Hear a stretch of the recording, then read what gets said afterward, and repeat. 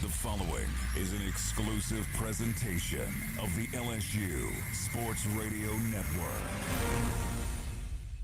His team, a strike and an out away from a natty. 2 outs, runner at first. The 0-2 pitch, swing and a miss, and all is right in the wall. Stay fair ball, and it is 3-run blast.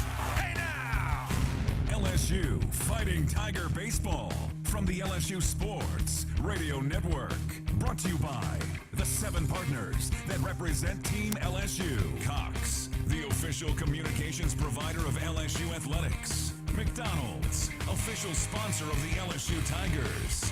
Our Lady of the Lake, official healthcare provider of LSU Athletics. Albertsons, the official grocery partner of LSU Athletics. Hancock Whitney, the official bank of the LSU Tigers. People's Health, the official health plan of LSU Athletics. And by Coca-Cola, official beverage partner of the LSU Tigers. 1-2 pitch to Pearson, in the air, high and deep to right field. This baby's gone. The LSU Fighting Tigers, the powerhouse of college baseball on the LSU Sports Radio Network.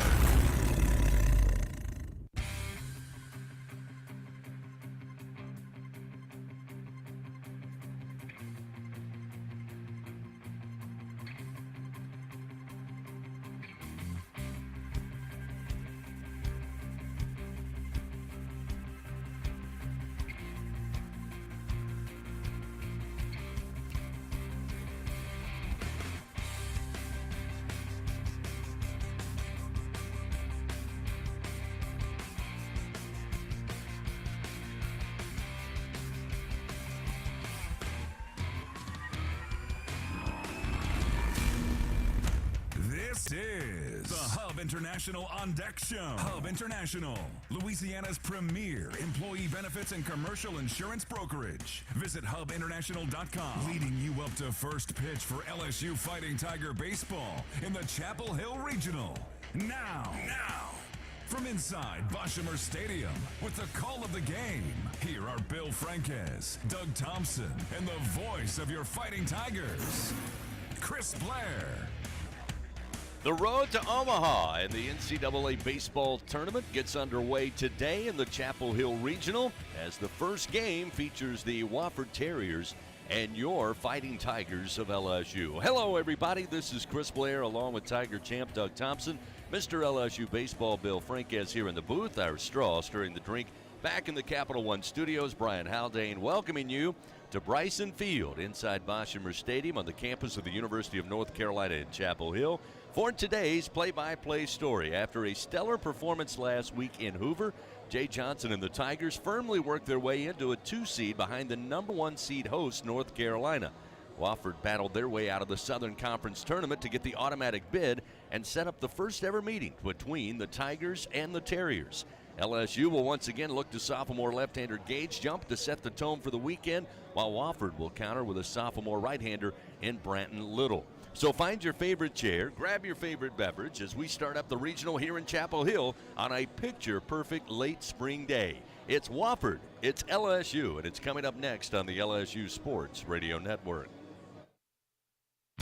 As a full-service industrial contractor, Bartlett Group specializes in maintenance, turnarounds, and capital mechanical projects, refractory, soft crafts, fabrication, and more. Just a few of the companies that Bartlett represents include Excel Scaffold, DECS, Deltec Manufacturing, GMTS, and Precision Refractory. Bartlett boasts the best talent retention record with highly trained and seasoned professionals. Our mission, to deliver first-class service with the best scaffold system and experts. At Bartlett, our strength is our people, driving our growth and success. Choose Bartlett Group, where exceptional is standard.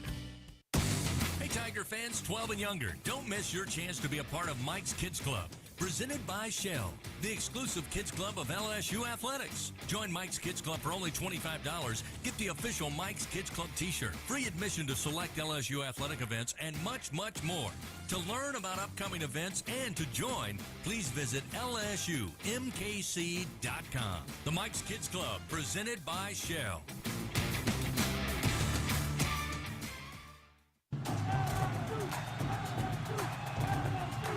Elevate your game day spirit with Sugarfield Spirits, the official vodka of LSU Athletics. When crafting the perfect mixed drink, our vodka's the winning choice that'll have your taste buds cheering for more. Sugarfield Spirits, where the spirit of the Tigers meets exceptional locally made vodka. See our winning lineup at sugarfieldspirits.com or visit us at our tasting room in Gonzales.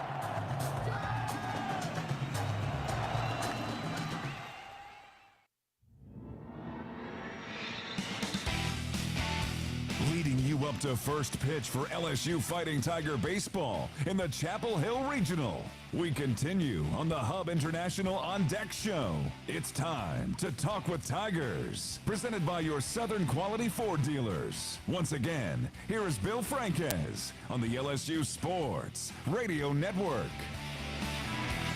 We're back here in Chapel Hill, North Carolina for the first game of the NCAA Regional, LSU versus Wofford. Time for Talking with Tigers. We're joined now by LSU senior pitcher Will Helmers. And Will, of course, you're a veteran of these regional tournaments. Just talk about what it takes to have success at this time of the year. Yeah, I think, at this time of the year, you just, you focus on one game at a time. You can't look forward. And that's kind of a big thing going through this team right now is just focus on one game at a time. Right now we're focused on the Wofford team, not looking towards, Long Island or UNC either way. And so focusing just on the moment, on every pitch of every inning is crucial to, succeeding in these regionals and super regionals.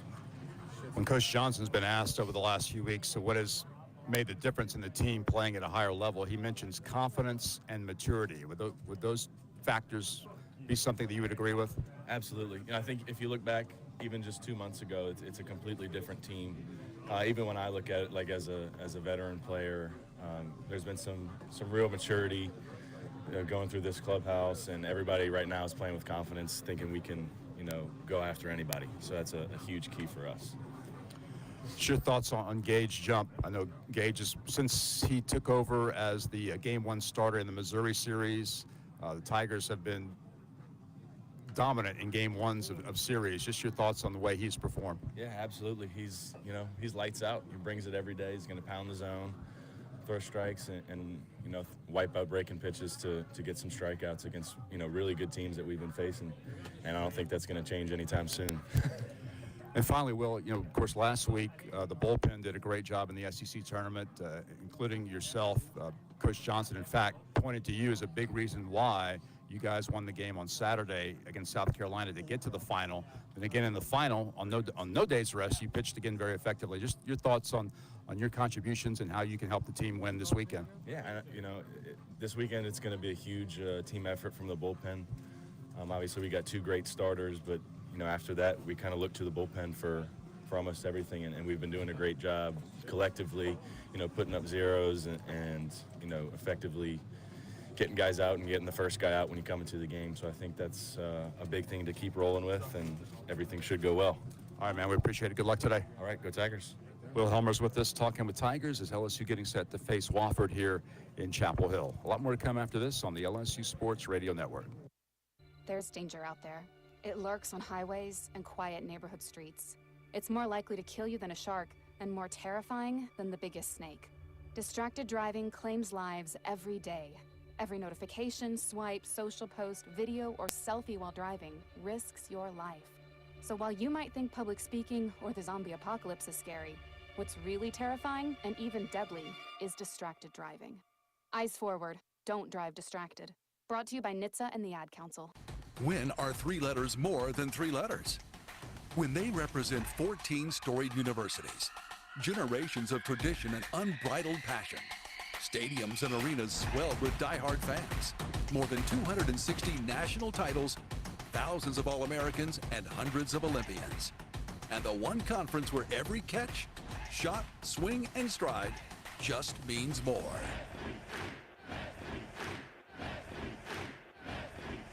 Some people won't give you the real talk on drugs, but it's time we know the facts. Fentanyl is killing people. It's a powerful opioid, often made illegally and commonly mixed with illicit drugs. It can even be pressed into counterfeit pills that resemble prescription medications. Just 2 milligrams, about the size of a few grains of sand, could potentially be lethal. This isn't an ad to scare you, but it is an ad to make you think twice. Get the facts. Go to realdealonfentanyl.com. This message is brought to you by the Ad Council. LSU Fighting Tiger Baseball is coming up from the NCAA Chapel Hill Regional. Time now for a bracket update on the road to Omaha. Presented by Visit Baton Rouge. Plan your next trip at visitbatonrouge.com as the Hub International On Deck show continues from the LSU Sports Radio Network. Absolutely beautiful day here in Chapel Hill, North Carolina. Coming up, we'll get your full game day forecast. A reminder, fans have the right equipment to take on any job. Link to the land. Visit Sunshine, your hometown John Deere dealer in Louisiana at sunequip.com. As we continue on the Hub International On Deck show, all of the regionals across the country getting underway today. We are just moments away from first pitch, Wofford and LSU here in the Chapel Hill Regional. But again, a record 11 SEC teams in action on the road to Omaha. To break that down for us once again, glad to have with us Mr. LSU Baseball, Bill Franquez. Bill. Thank you, Chris. Of course, all 11 schools are in action today representing the Southeastern Conference with that record number of 11 bids. Kentucky is playing host to a regional in Lexington. They'll be underway at the same time as us at 12 o'clock Eastern time. Kentucky playing host to Western Michigan today. Of course, Kentucky, the regular season co-champions in the SEC along with Tennessee. Of course, our game also starting at 12 Eastern, LSU versus Wofford here in Chapel Hill. Also at 12 Eastern time, getting underway in about 15 minutes, Vanderbilt is playing Coastal Carolina. So Vanderbilt versus Coastal Carolina, that should be a great matchup of two very recent national champions. Of course, Vanderbilt won in 2014 and 2019, and Coastal Carolina the 2016 national champion. Georgia playing host to a regional in Athens. They'll be underway at 1 o'clock Eastern time. Georgia will play host to Army in a first-round game.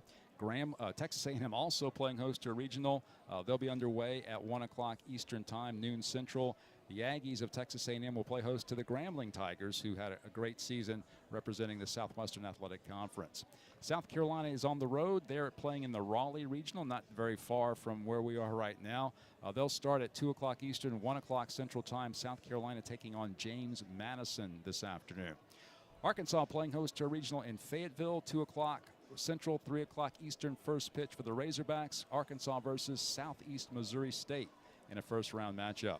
The Florida Gators, there was some question as to whether or not Florida would make it into the tournament. Just one game above 500 in the regular season, plus a one loss in the SEC tournament. But the Gators are in. They're in Stillwater, Oklahoma.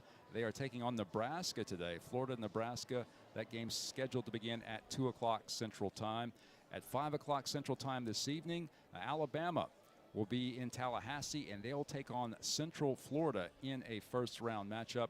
The Crimson Tide versus the UCF Golden Knights. That's at 5 o'clock Central time this evening. At 6 o'clock Central time, Mississippi State is on the road. They're in Charlottesville, Virginia.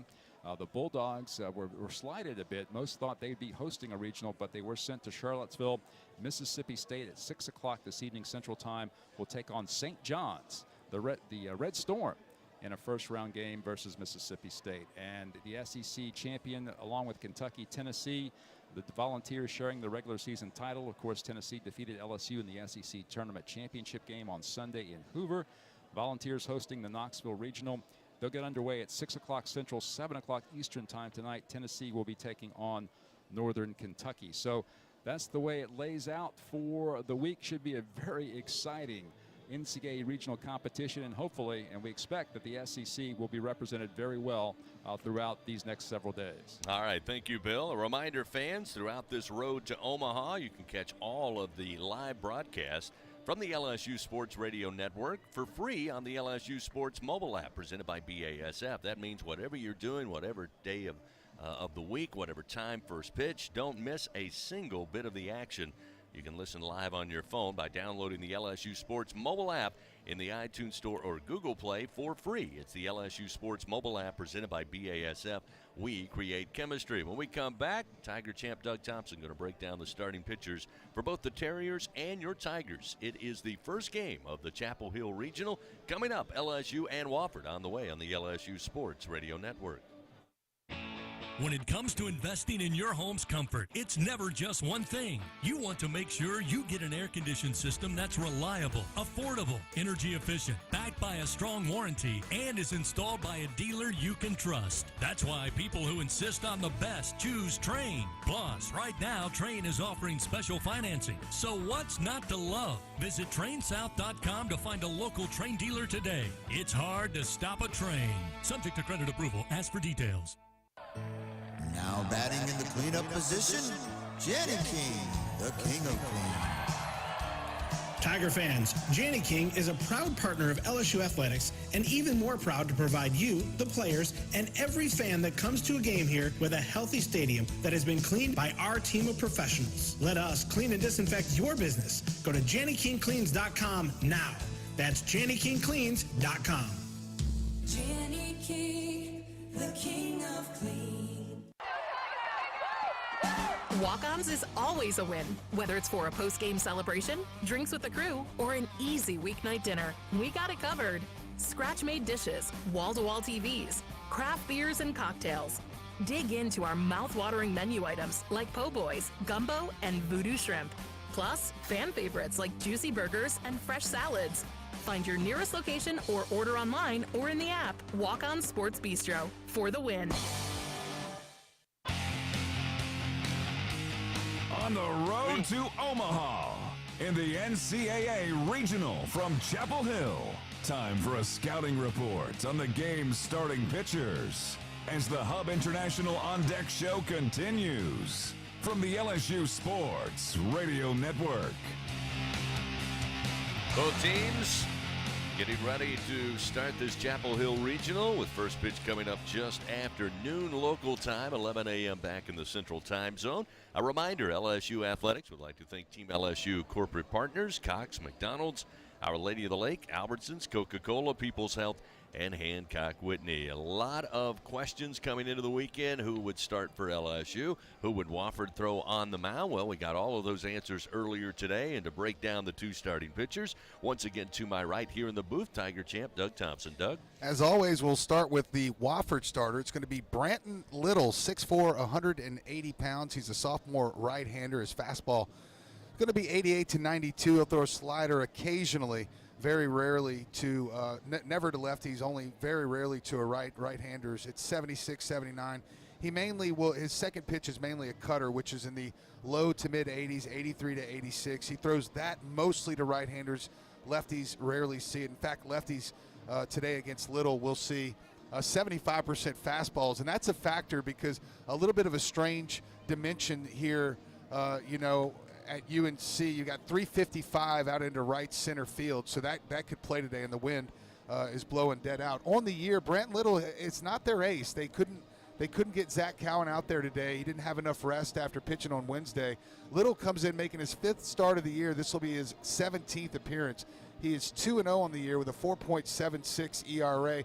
In 39 2/3 innings, he's allowed 49 hits, 25 runs, 21 of those earned. But watch out for those walks. 21 walks and 26 strikeouts.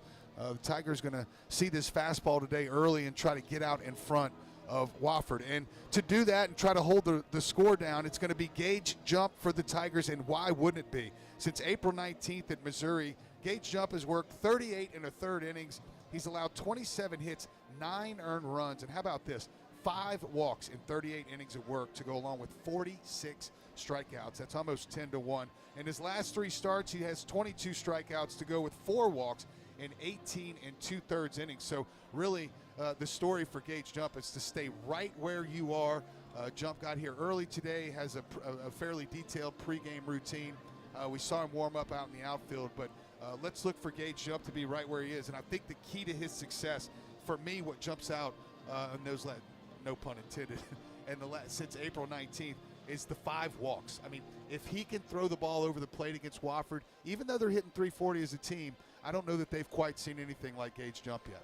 All right, again, it will be a sophomore right-hander, Branton Little, going for the Terriers. And as Doug told you, sophomore lefty Gage Jump will get the start for LSU. We lead you up to first pitch. Again, a reminder, Grayson Events and Entertainment, your one-stop shop for all of your party and event rental needs, from carnival rides to mechanical bull rentals, inflatables, and much more. They have what you need to make your next party, festival, or next corporate event the best one yet. Give them a call now, 225-436-6520. That's 436-6520. You won't be disappointed. When we come back, we visit with the Tiger skipper. Jay Johnson joins us next on the Hub International On Deck Shows. We lead you up to first pitch, Wofford and LSU, here in the Chapel Hill Regional on the road to Omaha from the LSU Sports Radio Network. Hey, Tiger fans! No game day is complete without Noel Spirits from Noel Family Distillery. Founded by a father-daughter duo, Noel Family Distillery is the only Louisiana distillery offering authentic tequila. Their additive-free tequila captures the spirit of Louisiana, creating a spirits experience worthy of the Tigers and their loyal fans across the country. Noel Tequila is proud to be the official tequila of LSU Athletics. Enjoy Noel Tequila at the box or grab a bottle of your own at many fine retailers. Learn the unique Noel Distillery story at noeldistillery.com. What does it mean to be the best? How do you achieve success? For Our Lady of the Lake Health and LSU, we do it by working as a team. We achieve greatness together. Our partnership means student athletes get the best care so they can perform their best and be there for the team. Our Lady of the Lake Health and LSU. Together, we roar. At Albertsons, curbside pickup is easy, but delivery is even easier. Try our new Fresh Pass program and enjoy unlimited free delivery on all your grocery needs. We're offering even more perks, like 5% off some of our best brands, like O Organic and Open Nature. Plus, even more rewards that never expire to use on gas or free groceries. Start your free 30-day trial today when you sign up for Albertsons Fresh Pass and get free delivery anytime and exclusive perks. Visit albertsons.com/Fresh Pass for program detail. Albertsons, fresh foods, local flavors. It takes hard work to be the best in the game. Planning, commitment, resilience, sweat. That's why Old Dominion Freight Line, the #1 national LTL carrier for quality, works hard to be the best in the game and is proud to support those striving to be the best in theirs. Old Dominion Freight Line, official freight carrier of LSU Athletics, helping the world keep promises. Back with more on the Hub International On Deck Show from the NCAA Regional in Chapel Hill. Time now to visit with the top Tiger. Standing by with LSU head coach Jay Johnson. Here again is Chris Blair on the LSU Sports Radio Network. Coach, here we are. The road to Omaha begins. I know, coming off a great week where you really felt like your team playing its best in all phases. Yeah, great week in Hoover for us. We were able to get a couple days off when we got back. Good practice Wednesday, good workout here yesterday, and it's time. I'm ready to go. You know, when you think about it, you played all the way through Sunday to the championship game. You mentioned you get a couple of days off. Was it good for this team to keep playing as opposed to having maybe more than a couple of days off? Yeah, I think so. I think there's nothing about last week that wasn't positive for our team, not just the results, but how we played, establishing a brand of baseball that will translate, in the postseason if we continue to attack it the way that we did last week. And I know our guys are playing with a lot of confidence right now. I think I know the answer to this. You guys talk about playing every game as if it's a playoff. You've mentioned to me you felt like you've been in playoff mode for the last 6 weeks. Coming into this week, any special instructions you needed for the team? No, stay committed to what has helped us finish the year the way that we did. I think we're a different team than we were in the middle of SEC play. And I think we've grown a lot. We talked a lot early about guys that were playing in roles that they weren't accustomed to or maybe elevated a little bit. Well, that's not the case because they've been in them for a while. We feel like we got the pieces set up good, and we're excited about this weekend.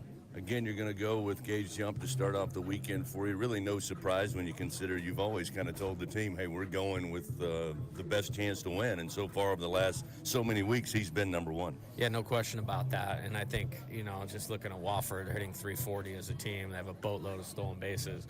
they're a group you don't want to let get going because they can put up a crooked number in a hurry. So easy decision to go with Gage today. What do we know about the Wofford pitching staff? I know Little going to get the start today.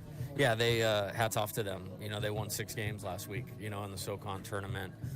2 guys pitched twice, full starts, within one guy on 2 days rest, one guy on 3 days rest. So, they have toughness, to them in terms of Little. He does a good job working away. We got to get him elevated in the zone.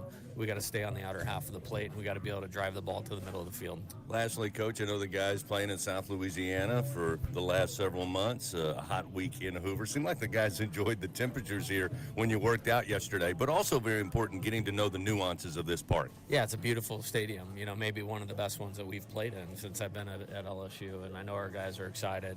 Traditional, historic program here at Carolina, one of the best of the 2000s for sure. Top 5 program in the country. So we're excited to be here and looking forward to a great challenge. Coach, excited to be here with you. Best of luck today. Get after him. Awesome. Thanks, Chris. Head Coach Jay Johnson, everybody. We'll come back, get to starting lineups, and before you know it, first pitch coming your way. It's Wofford and your Tigers. Game 1 of the Chapel Hill Regional on the road to Omaha coming your way on the LSU Sports Radio Network. Going to the track, the wall. See ya. Tiger fans, have you ever wanted to watch LSU baseball on TV but hear the action from the LSU Sports Radio Network? Just sync the game with the LSU Sports mobile app. It's easy to do. Just pause the TV. Use the LSU Sports mobile app to stream the audio on your smartphone or tablet. Connect to a smart speaker, then wait for the audio to catch up to the point your TV is paused. Push play, and you are all set. Sync the game with the LSU Sports mobile app for iOS and Google devices. Download it today. Tigers win! Tigers win! When are 3 letters more than 3 letters? When they represent 14 storied universities, generations of tradition and unbridled passion, stadiums and arenas swelled with diehard fans, more than 260 national titles, thousands of All-Americans, and hundreds of Olympians. And the one conference where every catch, shot, swing, and stride just means more.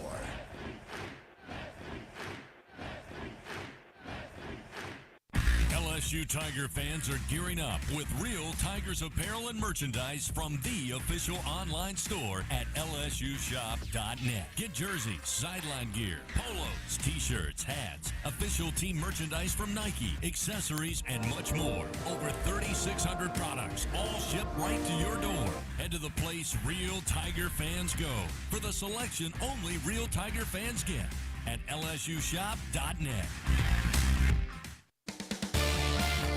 Time for the starting lineups with first pitch just moments away on the Hub International On Deck Show.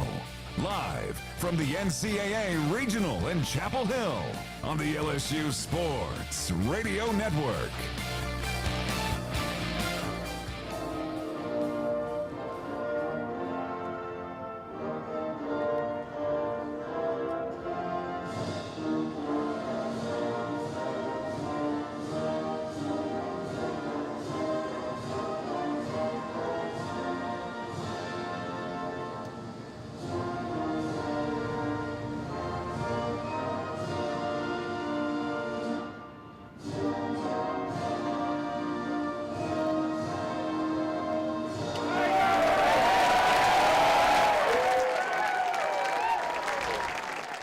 Playing of the national anthem prior to first pitch here on this Friday.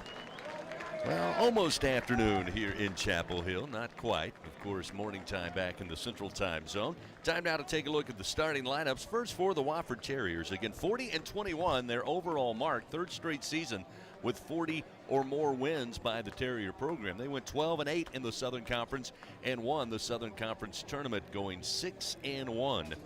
To punch their tickets to the NCAA tournament. Leading things off will be the center fielder Marshall Toole, a junior, batting .383. Dixon Black will be at third base, batting second, a senior with an impressive .368 average. Bryce Martinez will be at second base, the right-hander, a senior. Daniel Jackson will be the cleanup hitter.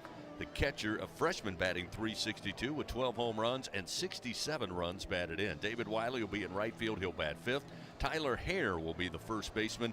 He will bat sixth. Lucas Manning in the 7 hole will be the designated hitter for the Terriers. Andrew Manley, a sophomore, hitting .291, will be in left field, batting eighth. And Jack Renwick, the shortstop, the number 9 hitter in the order, a senior, batting .342 on the year.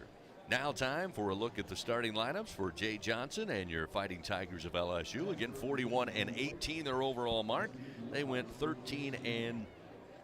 picked up 13 wins, I should say, in the SEC, 13-17 at the end of the regular season. Michael Braswell, who's been very good atop the order, once again started off for LSU, the shortstop, a junior, batting .304. Tommy White again will bat second and play third. Jared Jones, the first baseman, a sophomore, leading the team with 26 home runs, will bat in the 3 spot. Josh Pearson once again in left will bat cleanup. Hayden Travinsky, the designated hitter, will be behind him batting 5th. Steven Milam coming off a tremendous SEC tournament. The true freshman batting .328 will bat 6th in the order. Mac Bingham will get the start today in center field, bat 7th. Ashton Larson, again the true freshman in right field, will bat 8th. And Alex Malazzo, the veteran senior, will bat 9th and be the backstop once again for your Tigers. That's a look at the starting lineups. Both head coaches meeting with the umpiring crew at home plate. That means we are moments away from first pitch to start off the NCAA Regional from Chapel Hill, Wofford, and LSU. It's coming up next on the LSU Sports Radio Network. Find more at L'Auberge Baton Rouge. More excitement, more gaming, more staycation action. Football fans get more too with our 22-foot video wall. Don't miss out on the area's best Asian food at Red Lotus or fine dining at its best at 18 Steak. Let our exceptional staff take care of your every need. Add more to your story in the heart of South Baton Rouge, only at L'Auberge. Must be 21 to enter. Gambling problem? Call 1-877-770-STOP. In the morning when the roaches are running, you got the Bengal Road Spray. Bengal Road Spray is a miracle in a can. Just spray the baseboard in the kitchen and bathroom, and in just a little while, your roaches are dead on the floor. It's incredible. Bengal Road Spray is odorless, clean, and easy to use. Bengal guarantees roach extermination overnight.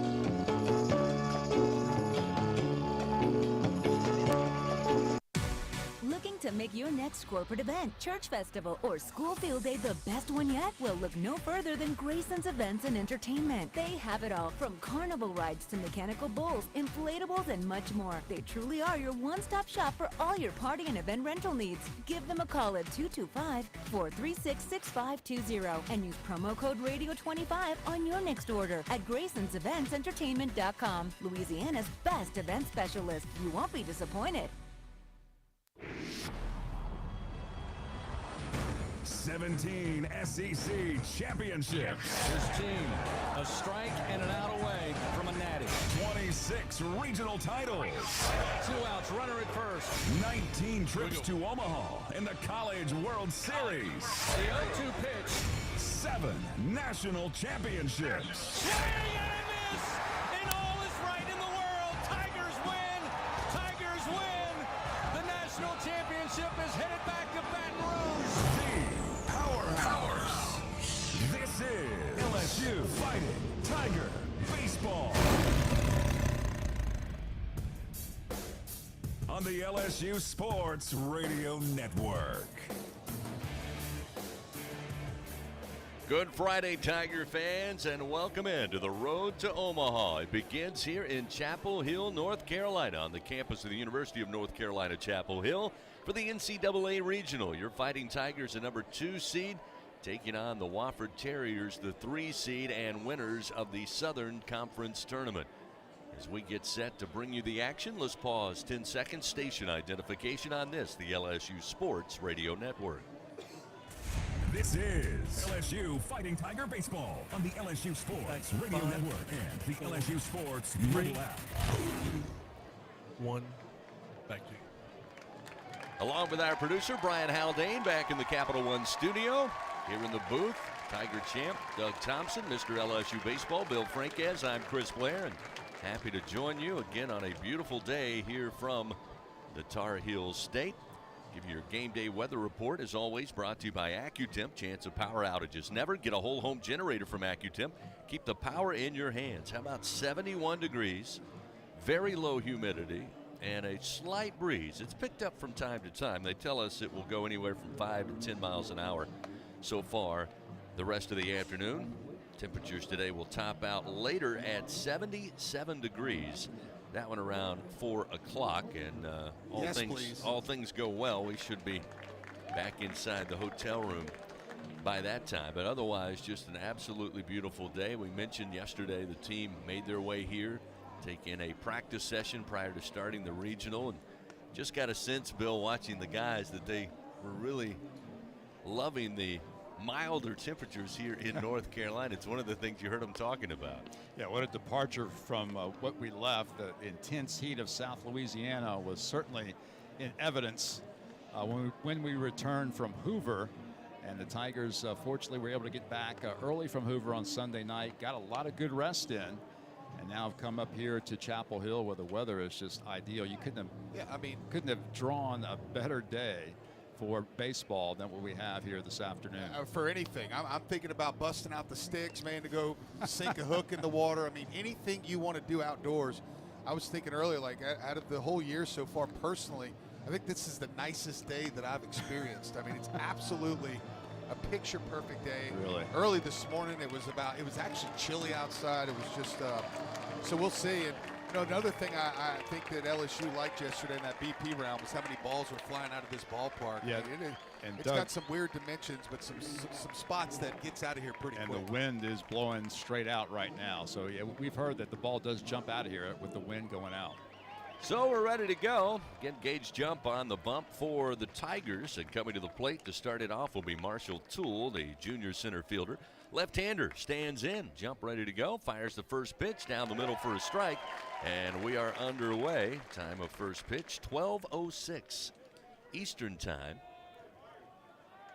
Tommy White playing in on the infield grass at third and squaring to bunt this time, but couldn't put a bat on it. It's a called strike two. Back-to-back fastballs from Gage Jump, and he works ahead early, 0-2. Yeah, like these guys are top 5 in the country in bunt attempts, sacrifice, and bunt for a base hit. And I think the major key to today's game is keep this guy off the bases. He's 42 of 45 this year in that department. There's one way to do it. Went after the high heat. Swing and a miss on a 94-mile-per-hour fastball from Jump. That was good morning, good afternoon, and good night. 3 pitches, and Jump records his first strikeout to get the game started. Yeah, you're right, Doug. What Jay said yesterday was, when asked, how do you keep these guys from executing their running game? He said very simply, keep them off base. It's pretty simple, right? Handle the baseball well on defense. First pitch offered up to Dixon Black. He will send it in the air. Shallow left center field. Coming over Josh Pearson. Able to get under it easily. So now 4 pitches and 2 outs for Gage Jump. And Doug, that's pretty good. Yeah, and I think you go with Gage Jump no matter what, right? But if you were to play around and try to search all the pitchers for maybe the best matchup, I still think it ends up being Gage Jump, simply because over this last 5 or 6 starts, he's just not putting them on base. He's throwing it over the plate. Bryce Martinez now will come to the plate, a right-hander for the Terriers. First pitch, and Jump again just pounding the strike zone. Fastball for a strike, and it's 0-1. Martinez, a senior, batting .376. Got 19 doubles on the season. And the delivery, ground ball towards the shortstop. High hop, handled by Braswell. Throws across the diamond in time for out number 3. About as efficient as you can be if you're Gage Jump and the Tigers. 1, 2, 3 go the Terriers. Here in the top of the first, we played a half inning very quickly. No score. LSU coming to the plate. When we return, it'll be Braswell, White, and Jones when we continue on the LSU Sports Radio Network. Tiger fans, this is Eddie Kennison, former LSU football wide receiver. If you know me, you know I'm all about making big plays. Tigers win! Tigers win! That's why I joined the team at LSU Sports Properties. Our goal here is to help businesses make big plays both on and off the field. If you want to give your brand that competitive edge and be a part of the biggest stage in college sports, give the corporate sponsorship team at LSU Athletics a call. Your brand, our fans. Utilize the power of LSU Athletics to promote your business and sponsor LSU Athletics today. Call 225-578-2788. Go Tigers. When are 3 letters more than 3 letters? When they represent 14 storied universities, generations of tradition and unbridled passion, stadiums and arenas swelled with diehard fans, more than 260 national titles, thousands of All-Americans, and hundreds of Olympians. And the one conference where every catch, shot, swing, and stride just means more.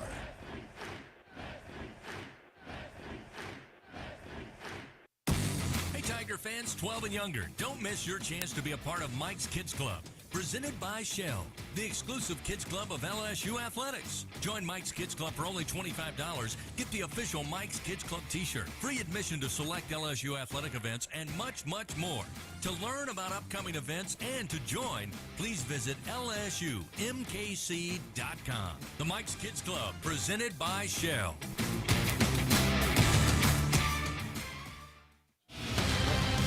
Live coverage of LSU Fighting Tiger Baseball in the NCAA Chapel Hill Regional continues on the LSU Sports Radio Network. Well, to start today's game, Gage Jump, well, he decided to go very efficient. Threw 6 pitches, all were strikes, had a strikeout, a fly out, and a ground out. And quickly LSU coming to the plate for the first time here in the Chapel Hill Regional as Michael Braswell steps into the batter's box. You can hear LSU with a great crowd here in Chapel Hill. This stadium, again, not filled at the moment, but of the crowd here, what do you say, guys? 98% LSU fans? Oh, easy. Easy. Not even close.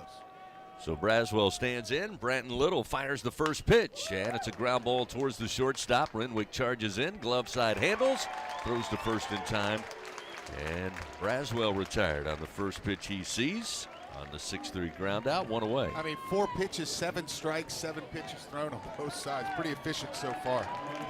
That'll bring Tommy White to the plate. Tommy on the year batting .337.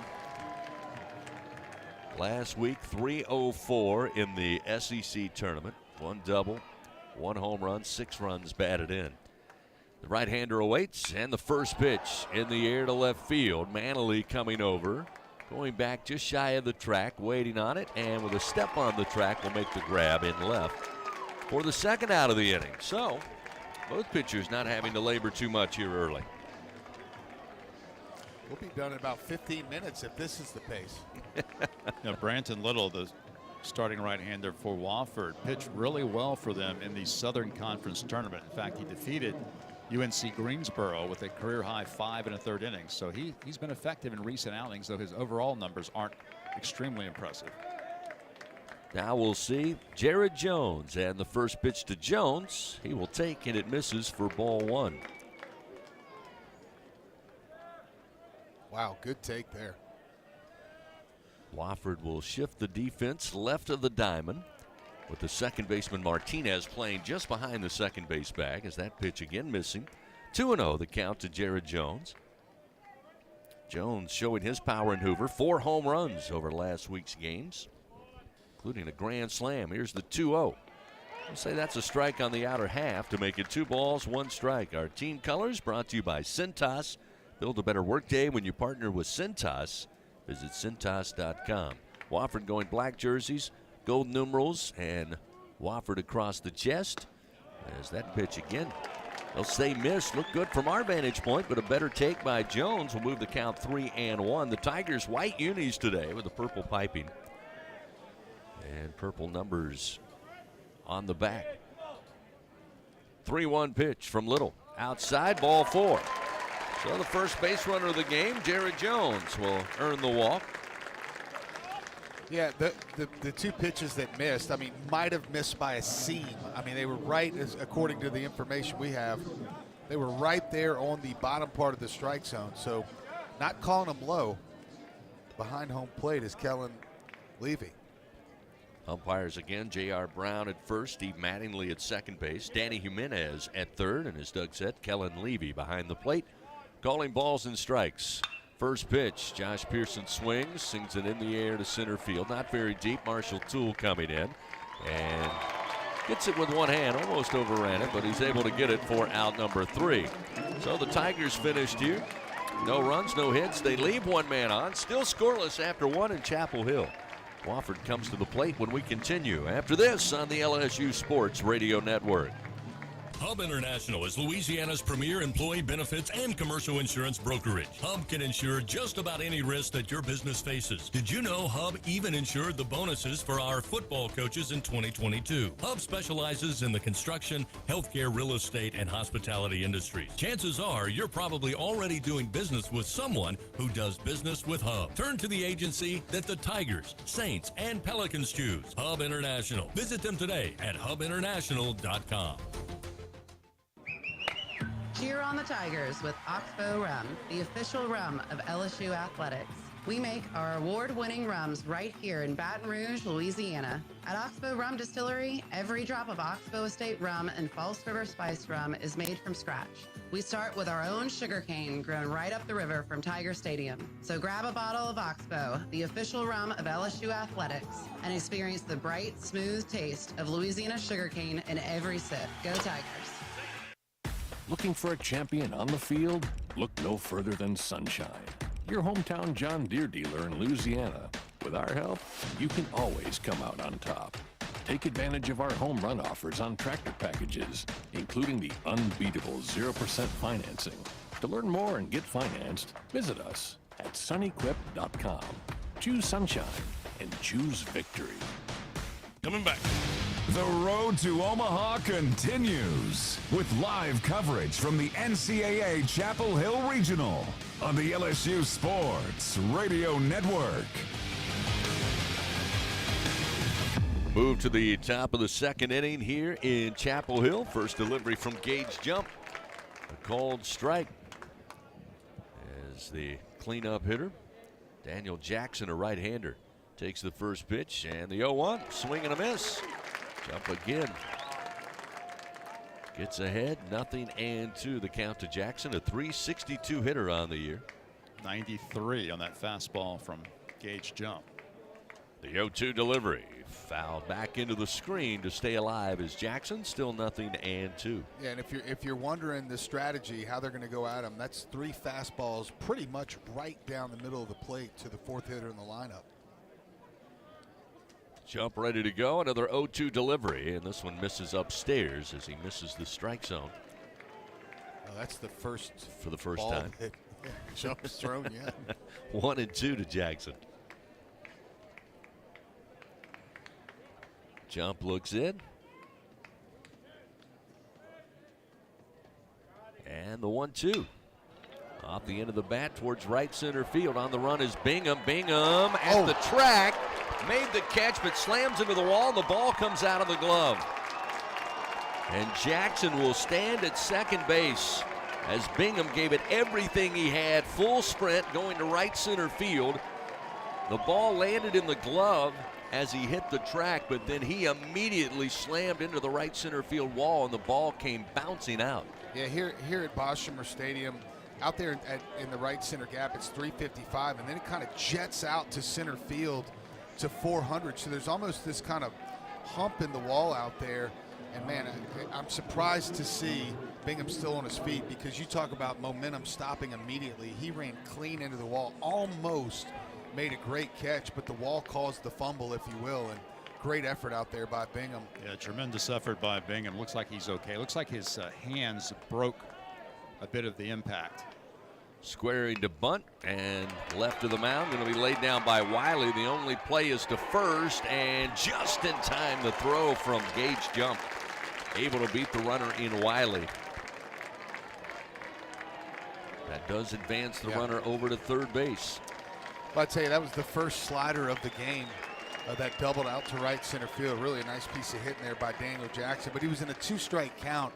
And at that point, Jump was dominating him with his fastball. So if we could hit rewind real quick and maybe try a fastball there and see what happens. But you're going to see that sacrifice bunt a lot in today's game. 126 doubles on the year for this Wofford team. And now we'll see the first baseman, Tyler Hare. The first pitch missed away, and it's 1-0. You kind of touched on it, Doug, in the pregame comments. This is a Wofford team obviously playing in the Southern Conference. It's time going to be called now, and Tyler Hare going to use an offensive timeout along with his head coach, first-year head coach J.J. Edwards. But when you look at the stats for Wofford, albeit in the Southern Conference, the type of offense is so similar to the Kentucky Wildcats out of the SEC. Yeah. They've got enough power, but they had a lot of extra bases. They bunt, they steal, and again, they are very effective once they get them on of getting them over and getting them in, as we've seen so far here to start the top of the second inning. A 2-strike double to right center field.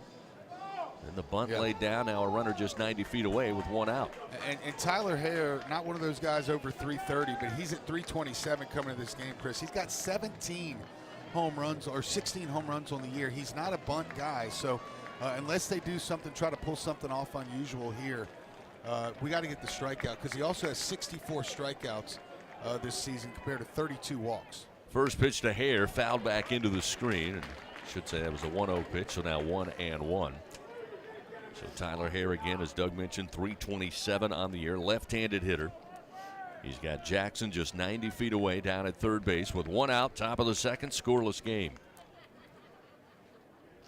Jumps 1-1, now he does square to bunt. He pops this a mile high, but foul territory behind the plate into the seats.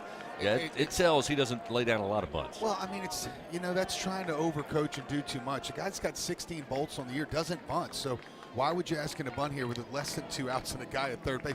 Let him hit a long fly ball to right field like he does probably most of the time. All right, 2-strike count again. Got to punch him out here, Bill. Got to get it. Got to punch him out.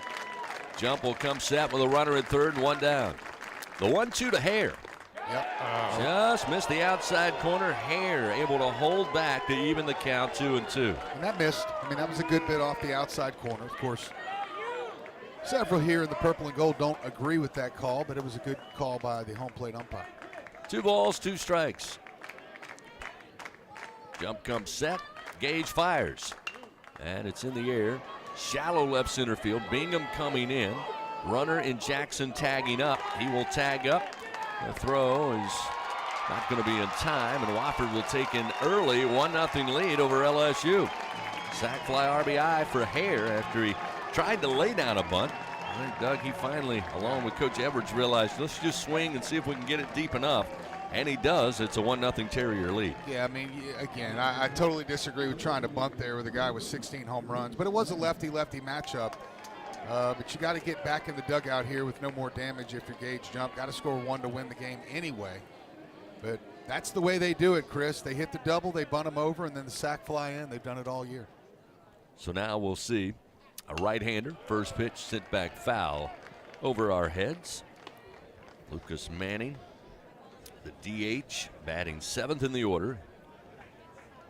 And batting .367. Pitch to the right-hander off the end of the bat. This one foul down the first base line, and Jump ahead 0-2. Great news for Gage Jump is that he's pitching on some extra days rest. He hasn't pitched since last Tuesday in the SEC tourney against Georgia. With 2 outs, the 0-2 pitch. Oh, come on. Just missed at the hands. That's a strike. As Jump pitched inside with a fastball, and it's 1-2. And knock on wood, Bill, the other good thing is despite the 1 run and 1 hit given up, he's still under 20 pitches. Yeah. Here's the 1-2 delivery. Yeah. That one misses low and inside. 2-2. Usually you get that one, which was right there on the edge when you missed the one before that, but Jump going to have to get it done himself here. 2 balls, 2 strikes, 2 outs, nobody on. 1-0 Wofford leads. Jump the 2-2. And again, another foul ball. Bounces down the first base line. Keeps it 2 balls and 2 strikes. In that game last Tuesday against Georgia, of course, Gage was magnificent. 7 innings, which was tied his season high. Gave up just 1 run on 4 hits, 7 strikeouts against the Bulldogs. Here's the 2-2. And it's popped up foul behind us. Milazzo gives it a look, but it's out of play. Still 2 balls and 2 strikes. Wofford College, private liberal arts college in Spartanburg, South Carolina. Usually about 1,800 students attend Wofford, which the old saying is that the SAT score is higher than the number of students they have at Wofford. Here's the 2-2. And that missed low and away. That will fill the count. 3 balls, 2 strikes. Yeah, that's Jump's best pitch right there. Changeup falls right off the outside corner. Certainly a pitcher's pitch. That was a heck of a take. Payoff delivery upcoming. With 2 down, nobody on. The payoff pitch Smack, base hit into left center field off the bat of Manning. The inning will continue as Wofford picks up their second hit of the ball game.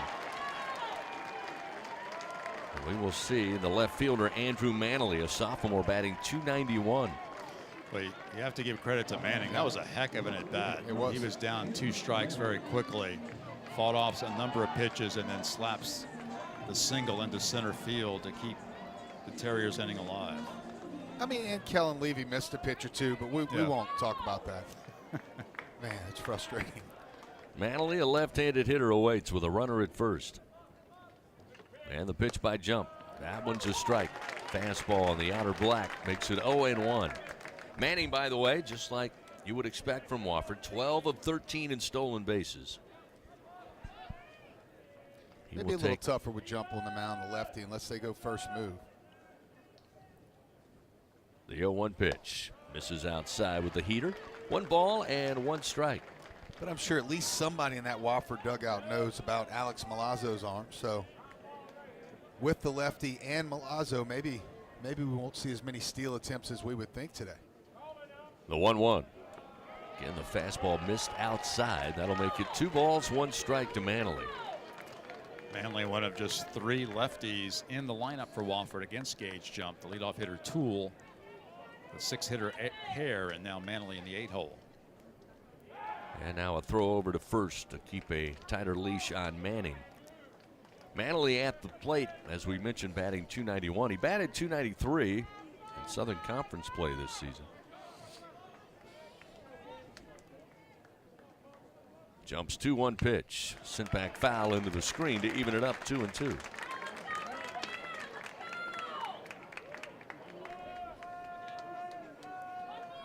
All right, here's another good chance here. Last time he was 2-2.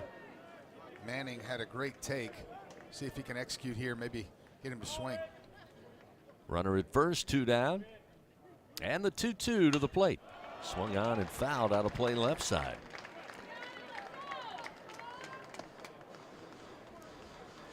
Gage has been ahead of just about every hitter he's faced today, Doug, but able just to strike out the leadoff hitter Toole to start the game.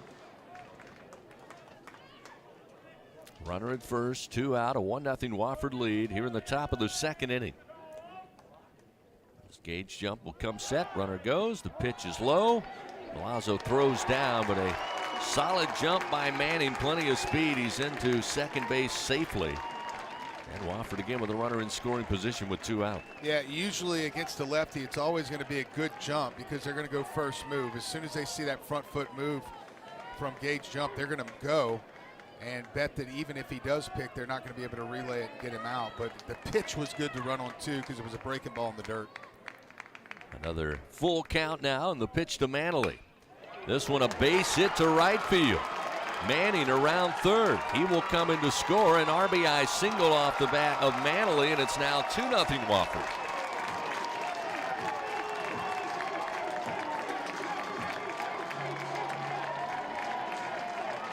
Well, this is what they do. We're through the lineup. This is the 9-hole hitter, and this is what they've done excellent all year. That 2000 national championship team, as Nate Yeske goes out to tuck it over with Gage Jump, who's now up to 31 pitches. That 2000 national championship team hit 340. And that number jumped off the page to me when I checked these guys out this week. 340, Chris and I were talking. Even in a round of batting practice, 10 pitches down the middle, it's maybe unlikely with a field full of infield or players trying to get you out that you'll have more than 3 hits. I mean, that's the beauty of the game. Even if you square it up, you're not guaranteed a hit. So to hit 340 as a team, they have 6 guys hitting over 340, and the other one is hitting 327 coming in. So they're going to swing the bats. They're going to run the bases well, and it really depends, how quickly can they get to this starter, who again, Little is only making his 5th start of the year. And they're consistent in their conference games as well. 340 overall, but 335 in conference games. Yeah. So obviously the hitting carried over against their better competition as well. Wofford leading now 2-0, still 2 outs, runner at first. And number 9 in the order, Jack Renwick, a right-hander, stands in.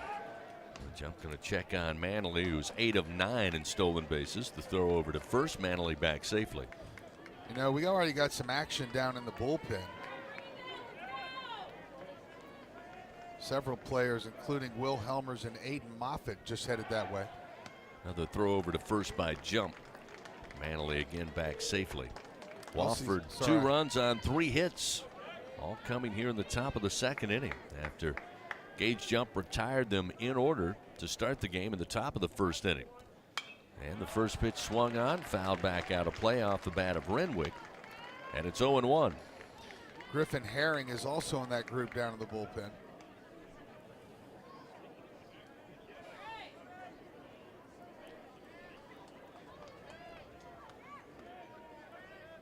Jump again will throw over to first. You know, Bill, and I wonder if they're thinking that, you know, say this inning extends a little bit longer. Do you pull Gage Jump at this point with under 40 pitches to make sure that you at least have him, assuming that you're going to score some runs today?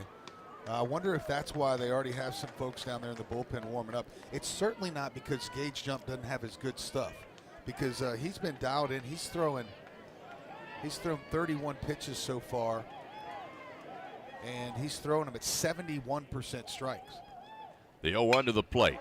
Lifted in the air to center field. Bingham on the run. This time able to get to it in time for out number 3. But Wofford gets on the board. True to form, they got him on, got him over, got him in. 2 runs on 3 hits. They leave 1 man on base. We've played an inning and a half, and it's 2-0 Wofford. LSU comes to the plate. 5, 6, and 7 new up. Travinsky, Milam, and Bingham. We continue on the LSU Sports Radio Network. Going to the track, the wall, see ya!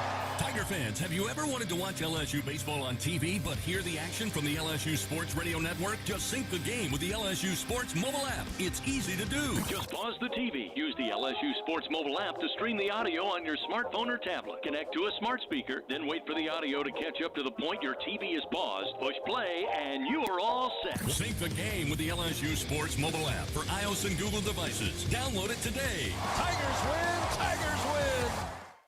The SEC is more than the Southeastern Conference.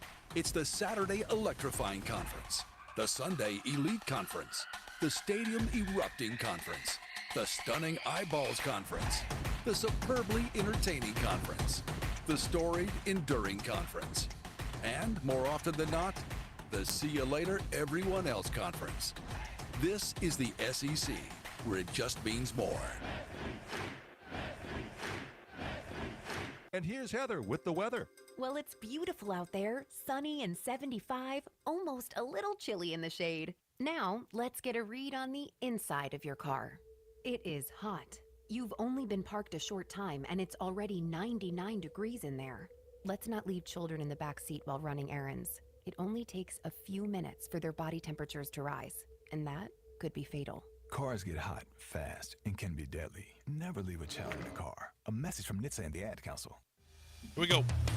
Back to the NCAA Chapel Hill Regional. This is LSU Fighting Tiger Baseball on the LSU Sports Radio Network. Hayden Travinsky leads things off for the Tigers here in the bottom of the second inning. They come in trailing Wofford 2-0. That pitch, a called strike on the outside corner, surprised Hayden Travinsky and the LSU faithful, and it evens the count to Hayden. 1 ball and 1 strike. Here's a swing and a miss, and he falls behind in the count. 1 ball and 2 strikes. Travinsky on the year batting .278. Again, double-digit home runs and doubles, 15 and 13 respectively, as this pitch outside from Little will even the count. 2 balls and 2 strikes. Wofford 2 runs on 3 hits in the top half of this frame. Again, they'll institute a slight shift here to the left side of the diamond with Travinsky at the plate as this breaking ball missed way outside to fill the count 3-2. Wofford played in just their 2nd NCAA tournament in school history. Won the SoCon back in 2007. That's the last time they've been on the road to Omaha.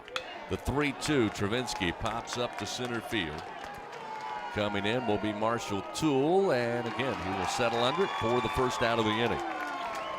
Yeah, Hayden just missed that one. That was an unfortunate bat. He got it to a 3-2 count, but, you know, for the first time the home plate umpire, Kellen Levy, he called a pitch that was out of the strike zone a strike. Like, he's been really tight up until that pitch to Hayden Travinski. Of course, to put a hitter behind 0-1 immediately puts him behind the 8 ball, and I think that's why Travinski at the end of the day ended up making out.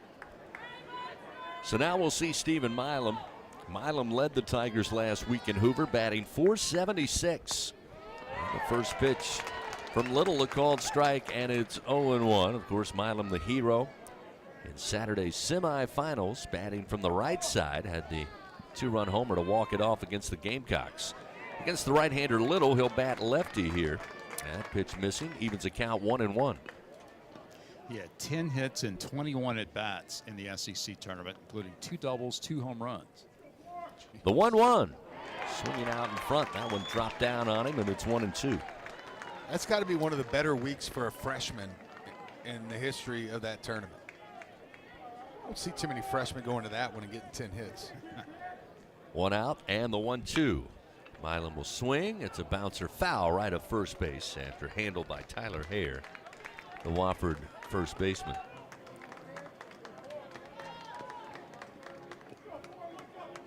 Mac Bingham on deck for the Tigers, looking for their first hit again early on here against Branton Little. 1 ball, 2 strikes. The pitch to Milam. Miss low and away. Evens it up 2-2. Looked like the changeup there. He'll throw that changeup about 20% of the time to lefties, but other than that, it's a fastball. 2-2 pitch, low and inside. That'll fill the count now to Monster Milam. Tigers have had 1 base runner. That was Jared Jones aboard on a walk back in the bottom of the first inning. Payoff pitch. And Milam swings. Tapper foul first base side. Still 3-2. It's about as hard as Little can throw it, 90 miles per hour on that fastball.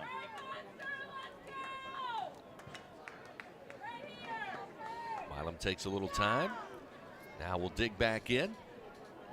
Little on the bump, ready to go. Here's another payoff pitch, and Milam launches it to right field. Coming in on the dive, David Wiley, the right fielder, able to hold on for out number 2. That one hit right at him, but Wiley kind of stopped for a moment, then realized he had to come forward and then dropped to a knee and eventually to the ground, but makes the play for the second out.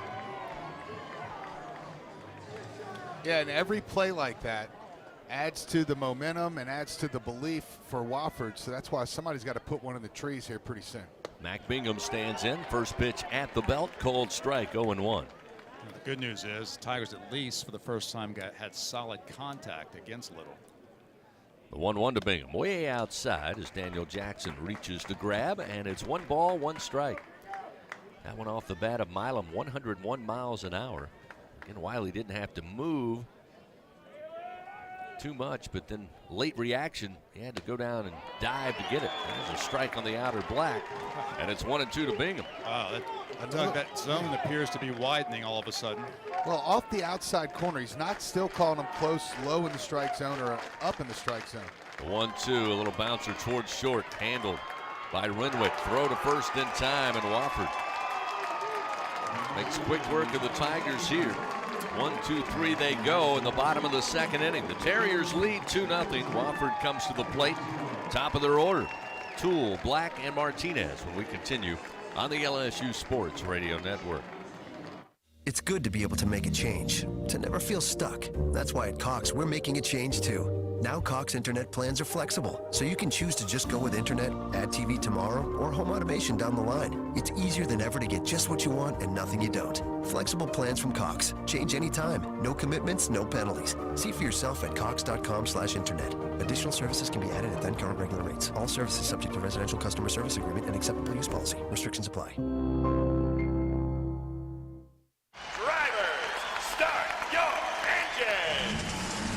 You don't have to be in the race to be in the race. The NASCAR Powerball Playoff is back. Enter for a chance to win a VIP trip for 2 to the NASCAR Cup Series Championship race at Phoenix Raceway. You could win the grand prize of $1 million. Purchase a 5-board Louisiana Powerball ticket and scan for entry details. Must be at least 21 to purchase. NASCAR used with express permission. NASCAR LLC is not a sponsor of this promotion. Hey Tiger fans, no game day is complete without Noel Spirits from Noel Family Distillery. Founded by a father-daughter duo, Noel Family Distillery is the only Louisiana distillery offering authentic tequila. Their additive-free tequila captures the spirit of Louisiana, creating a spirits experience worthy of the Tigers and their loyal fans across the country. Noel Tequila is proud to be the official tequila of LSU Athletics. Enjoy Noel Tequila at the box or grab a bottle of your own at many fine retailers. Learn the unique Noel Distillery story at noeldistillery.com.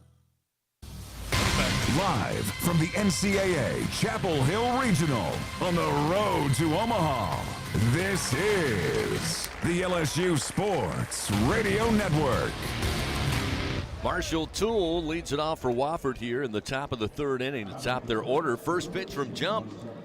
Soft liner to center field. Bingham coming in, makes the play. One pitch and one out to start this top of the third.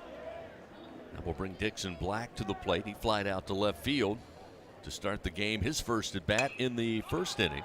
Swing at the first pitch. Shallow right center field. Fly ball. Bingham again coming over. Settles under it. And quickly 2 outs on 2 pitches for Gage Jump. Just what the doctor ordered after a tough and hard luck top of the second inning for Gage Jump, who really, as you said, Doug, pitching excellent thus far. Just happens to be down 2-0. Yeah, I mean, maybe some argument even to maybe too many strikes. I mean, up over 70%. The average usually around 62, 63%. Martinez will come to the plate for a second time. He grounded out to Braswell at short.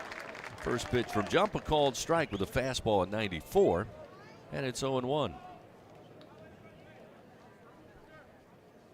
The 0-1 misses low. 1 ball, 1 strike. Martinez, 5th-year senior out of Inglewood, Colorado.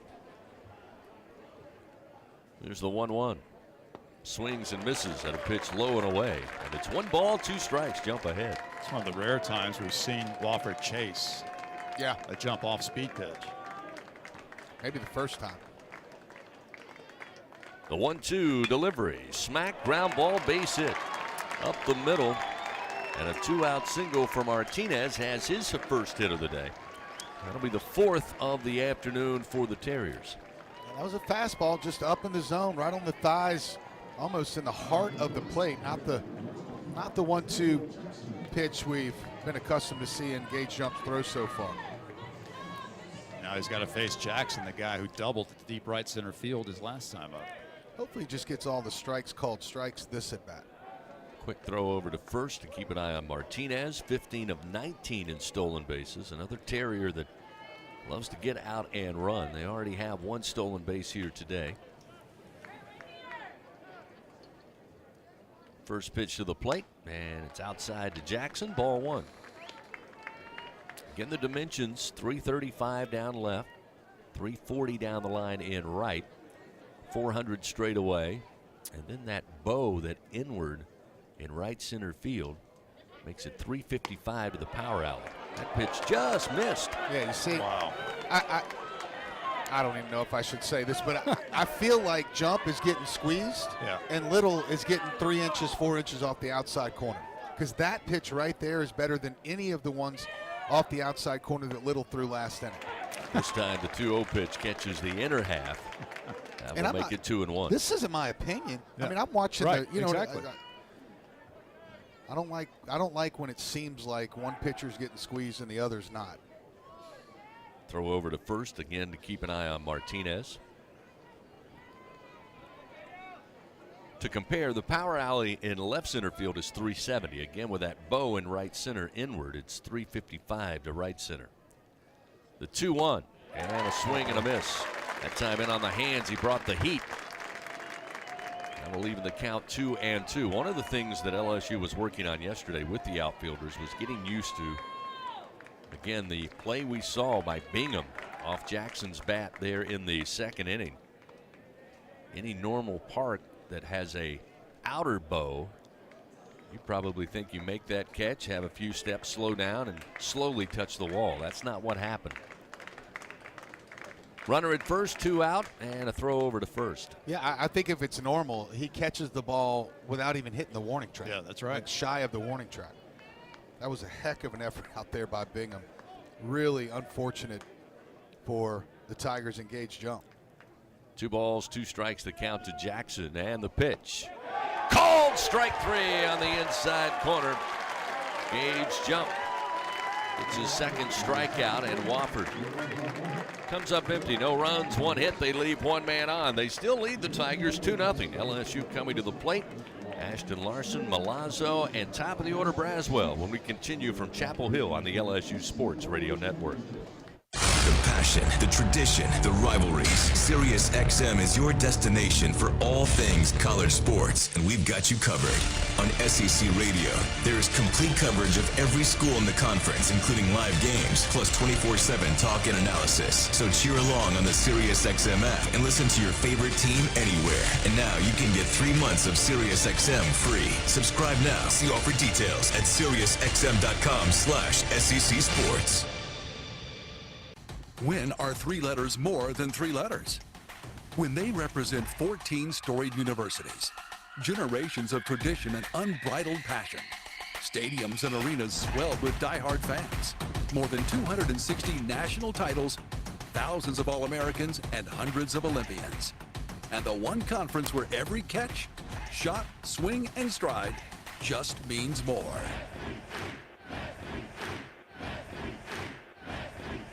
Some people won't give you the real talk on drugs, but it's time we know the facts. Fentanyl is killing people.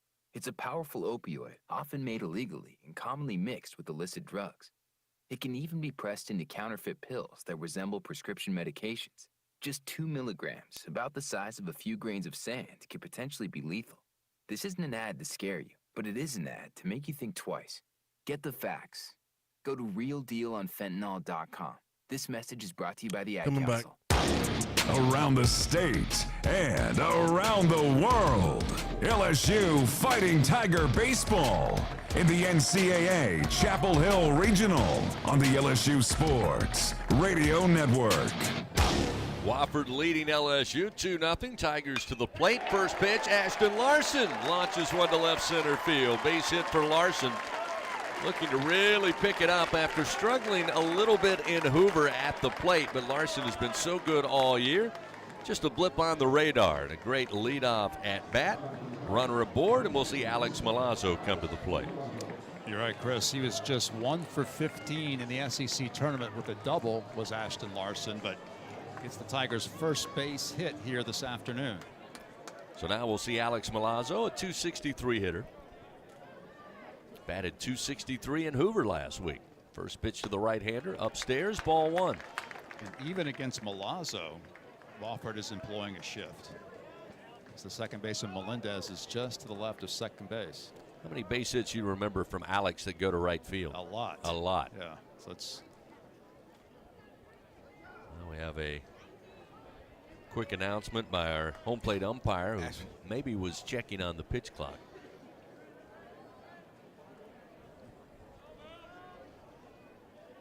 They reset it, and the 1-0 pitch to Milazzo, a strike at the belt to make it 1 ball and 1 strike. Alex had a nice SEC tournament offensively as well. 5 hits in Hoover. He drove in 3, also double. Larson with a lead off first. Pitch to the plate, and Milazzo off the end of the bat will foul this one towards the sweet level over the first base dugout. Also just missed a dinger there in that last game. Count actually is 1 ball, 2 strikes. That's what our home plate umpire was trying to get the scoreboard changed, so they do comply. Here's the 1-2 to Milazzo, and he swings and misses at a pitch up and a little out. So Branton Little with his first strikeout, 1 gone here in the bottom of the 3rd. That will bring the Tigers back to the top of the order. Michael Braswell jumped on the first pitch he saw to start the Tigers at bat in the first inning. Grounds it out to the shortstop, Jack Renwick. So Larson with the leadoff single down at first. Tigers down 2-0. Braswell was tremendous in Hoover, batting .381. Quick sidearm throw to first to keep an eye on Larson, who is 6 for 6 in stolen bases this year for LSU. .381 for Braswell. He homered twice, drove in 6 runs, scored 8 times.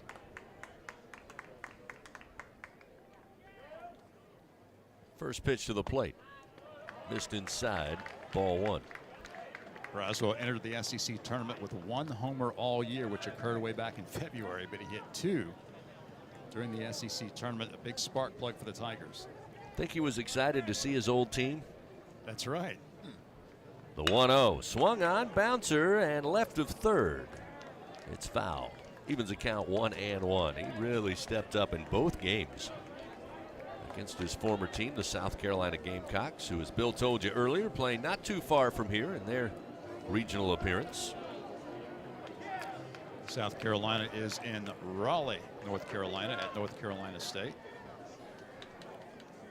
1 out, runner on at first. The 1-1 to Braswell. Off speed, inside, but missing. 2-1. Wind dying down just a bit here.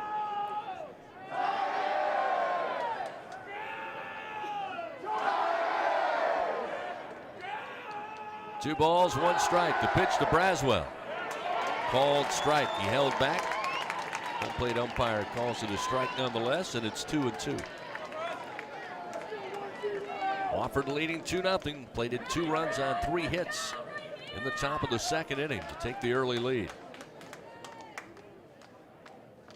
2-2 to Braswell. Jammed him, popped up between first and second base. Bryce Martinez coming over, and the Terrier second baseman has it. Well, the second out of the inning, so Braswell retired for a second time. It'll be up to Tommy White. Took a fly ball to left field to the track, his first time up.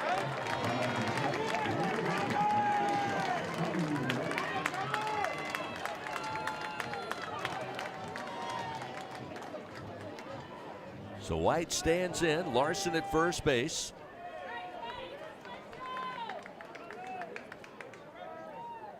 Little from the stretch, fires to the plate. Tommy swings and misses. Off speed, a little up in the zone, and it's 0-1.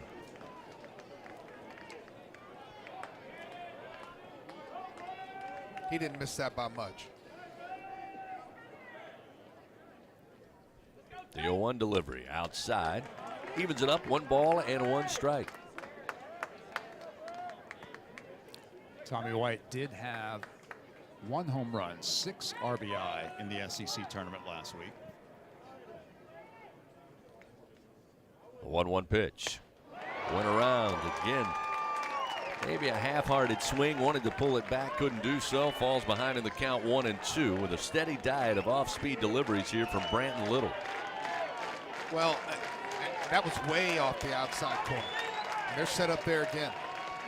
The 1-2 is thrown outside, missing to even the count. 2 balls, 2 strikes. I mean, the catcher is pretty much in the left-handed batter's box.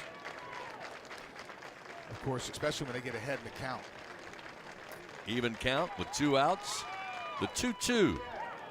This is low. Good take by Tommy to fill the count. 3 balls, 2 strikes.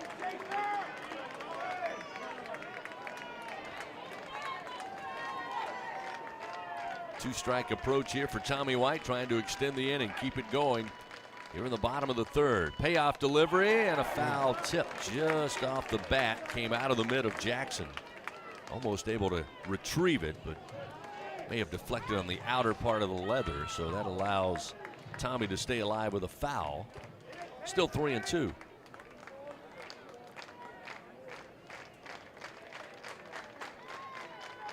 Another payoff pitch this time.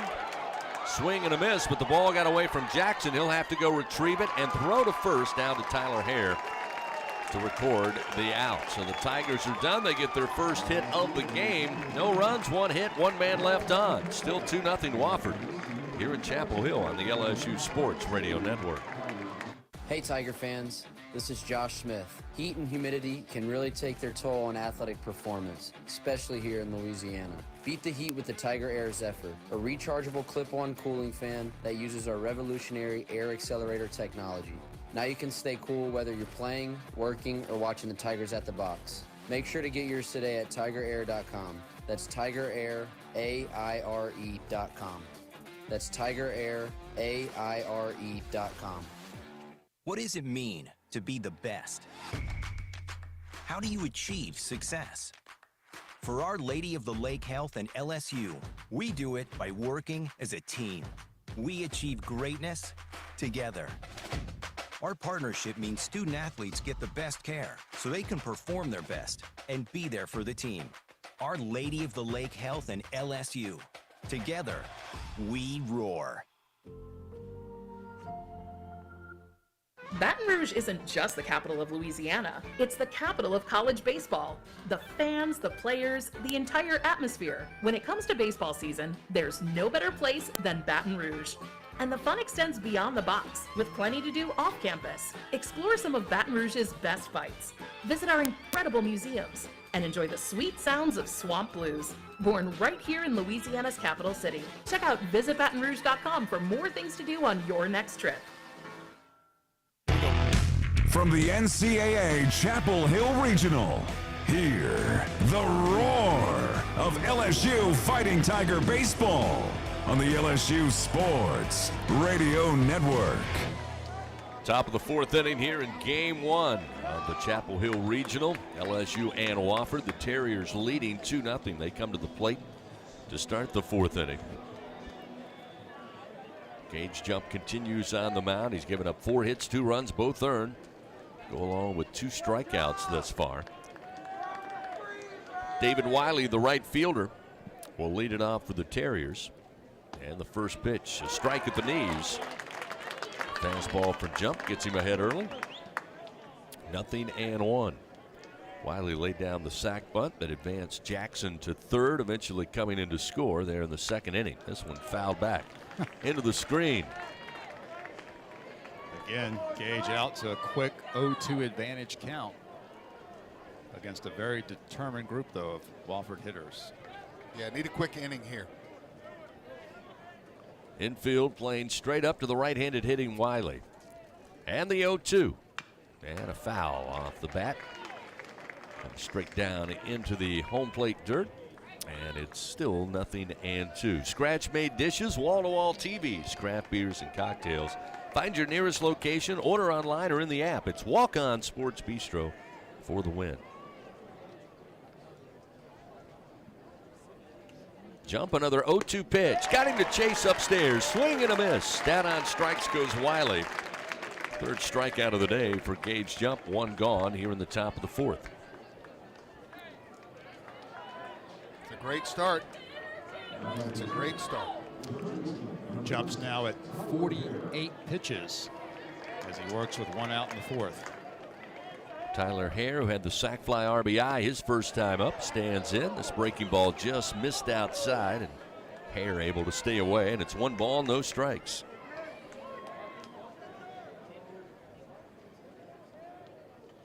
The 1-0 from Jump. Swing and a miss. That one, a breaking ball, dropped down off the table. Hare almost to a knee, swings over the top to even it up 1-1. 1-1 pitch, a little slow tapper towards third. Going to be handled by White, who was playing in on the infield grass. Easy play for Tommy. Throws to first, and 2 gone. Even better start. So now we'll see Manning, the DH, batting in the 7th spot. He's 1 for 1 on the day after they got the break on Jackson's double in right center, then the bunt, then the sac fly. Wofford kept peppering away, had a single and came around to score. Breaking ball, Looper's in for a strike, and it's 0-1. Pitch count's the name of the game right now for LSU. Gage Jump's pot committed now to this game, and the Tigers need him to eat up as many outs as he can. Check swing, ground ball near third, and they're going to rule it foul. Tommy White knocked down the ball before it got to the bag. It got away from Tommy into foul territory. The third base umpire, Danny Jimenez, comes in, says foul ball. That's going to bring J.J. Edwards, the head coach of Wofford, out to say, wait a minute now. As well it should, because Tommy White, he dove to the line right in front of the bag, and his glove appeared, at least to me, I don't know about you guys, but it looked like when Tommy's glove was on the dirt, it was in fair territory, and then the ball went in it and came out into foul territory, but that still would be a fair ball. Watching it on the replay, Tommy's outer part of his glove, he never got it in the glove, the outer part touches the ball, again on a bounce, that was right on the line again and then caromed into foul territory. Again, we're still having a discussion. Coach Edwards, I don't think, is happy with what he's being told. I think he's saying, I don't think you can review that. I mean, what are you going to do? Put him on first, or what do you do? Put him on second? Right. But by that replay and what we saw live, I think the Tigers just caught a break there. Let's see if Gage Jump can take advantage of it right now. So after ruled a foul ball, 0-2 with 2 outs, nobody on. Jumps 0-2 pitch. Swing and a miss. He does just that. Records his 4th strikeout. And Wofford done here in the 4th. They go in order. 1, 2, 3. No runs, no hits, nobody on base. LSU looking to get somebody on base, get some runs in. They'll have Jones, Pearson, and Travinsky due up in the bottom of the 4th. 2-0. Wofford leads on the LSU Sports Radio Network. I learned patience from my adoptive dad. All he had to say was, "Hey, you got this. Just breathe." Hey, we're pretty good. Yeah. Might have to start a band. I got it. Learn about adopting a teen from foster care. You can't imagine the reward. Visit adoptuskids.org to find out more. This message is brought to you by Adopt US Kids, the U.S. Department of Health and Human Services, and the Ad Council. The SEC is more than the Southeastern Conference.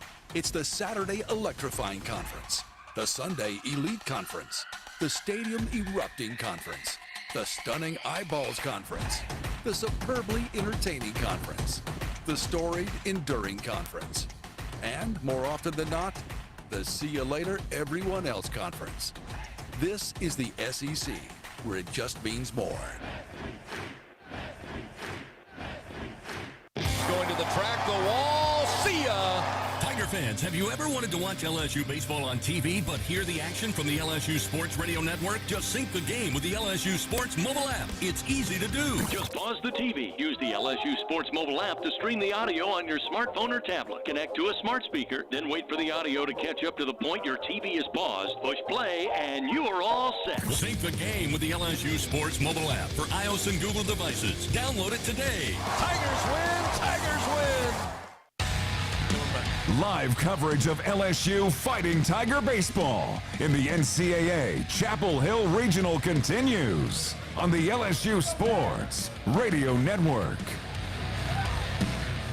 Jared Jones leads it off for LSU, takes the first pitch for ball 1. Second delivery outside, quickly 2-0 the count to Jones, who got a board on a walk back in the first inning, was left stranded. His last time at the plate. LSU trailing Wofford 2-0. First game of 2 today here in Chapel Hill. 2-0 delivery. And the called strike at the knees on the outer black to make it 2-1. Jones just one of 2 base runners to reach against Little through the first 3 innings. Wofford right-hander has done a great job. The 2-1. Smack base hit. Second base hit of the game for LSU. And Jared Jones, the leadoff man, is aboard. Reaches base for the second time. A great start for the Tigers here in the bottom of the 4th inning. And Bill Ashton Larson led off with a single in the 3rd. Unable to make anything out of it here, but you just start to pile the pressure on the shoulders of Branton Little. That's got to be the key right now. Yeah, Tigers need to build some momentum, as Little, to his credit, has done a very outstanding job coming off his outstanding effort in the Southern Conference tournament last week. Josh Pearson at the plate, flying out to center field his first time up. Pitch from Little, missed outside. And it's 1-0. They'll shift the infield to the right side now with the shortstop Renwick playing just right of second base. Martinez on the shallow right field grass at second. Pitch to Pearson. That one is strike on the inside corner, make it 1-1. This will be pitch number 50 for Branton Little. Again, his career high in innings pitch is 5 1/3, which he did last week.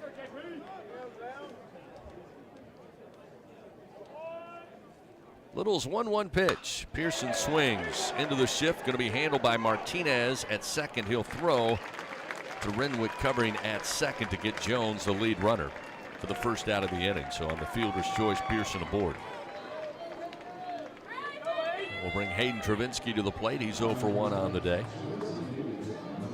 Well, you've often heard the phrase cheap seats.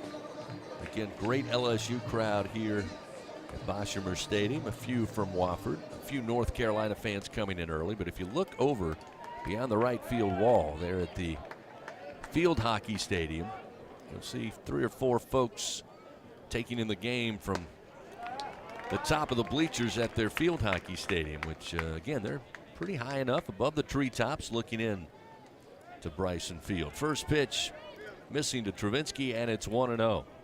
Hayden flied out to center field his first time up. And a swing and a miss. We're leaving the count 1-1. Yeah, LSU really having to chase that outside pitch from Little. I think a lot of that has to do with Levy, the home plate umpire, calling it now several times. 1 ball, 1 strike. Pitch to Hayden.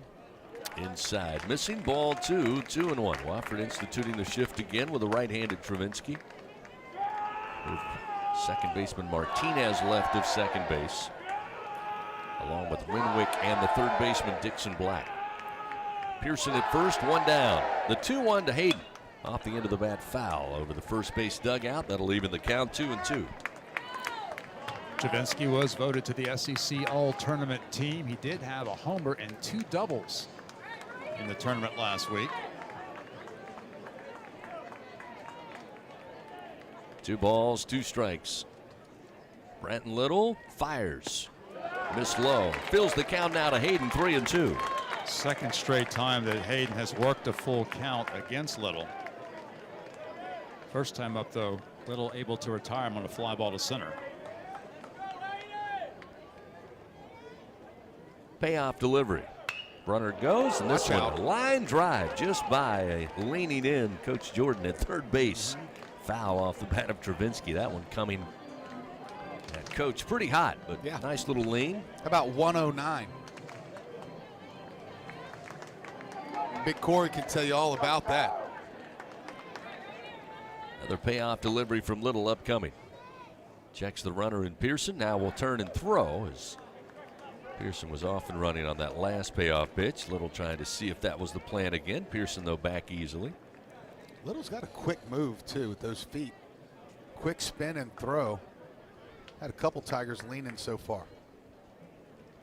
Here's the payoff pitch, and a swing and a foul off the bat and leg of Travinsky. Still 3-2. LSU Athletics would like to thank its Team LSU corporate partners, Cox, McDonald's, Our Lady of the Lake, Albertsons, Coca-Cola, People's Health, and Hancock Whitney. 2-0, Wofford leading, bottom of the 4th inning here in Chapel Hill.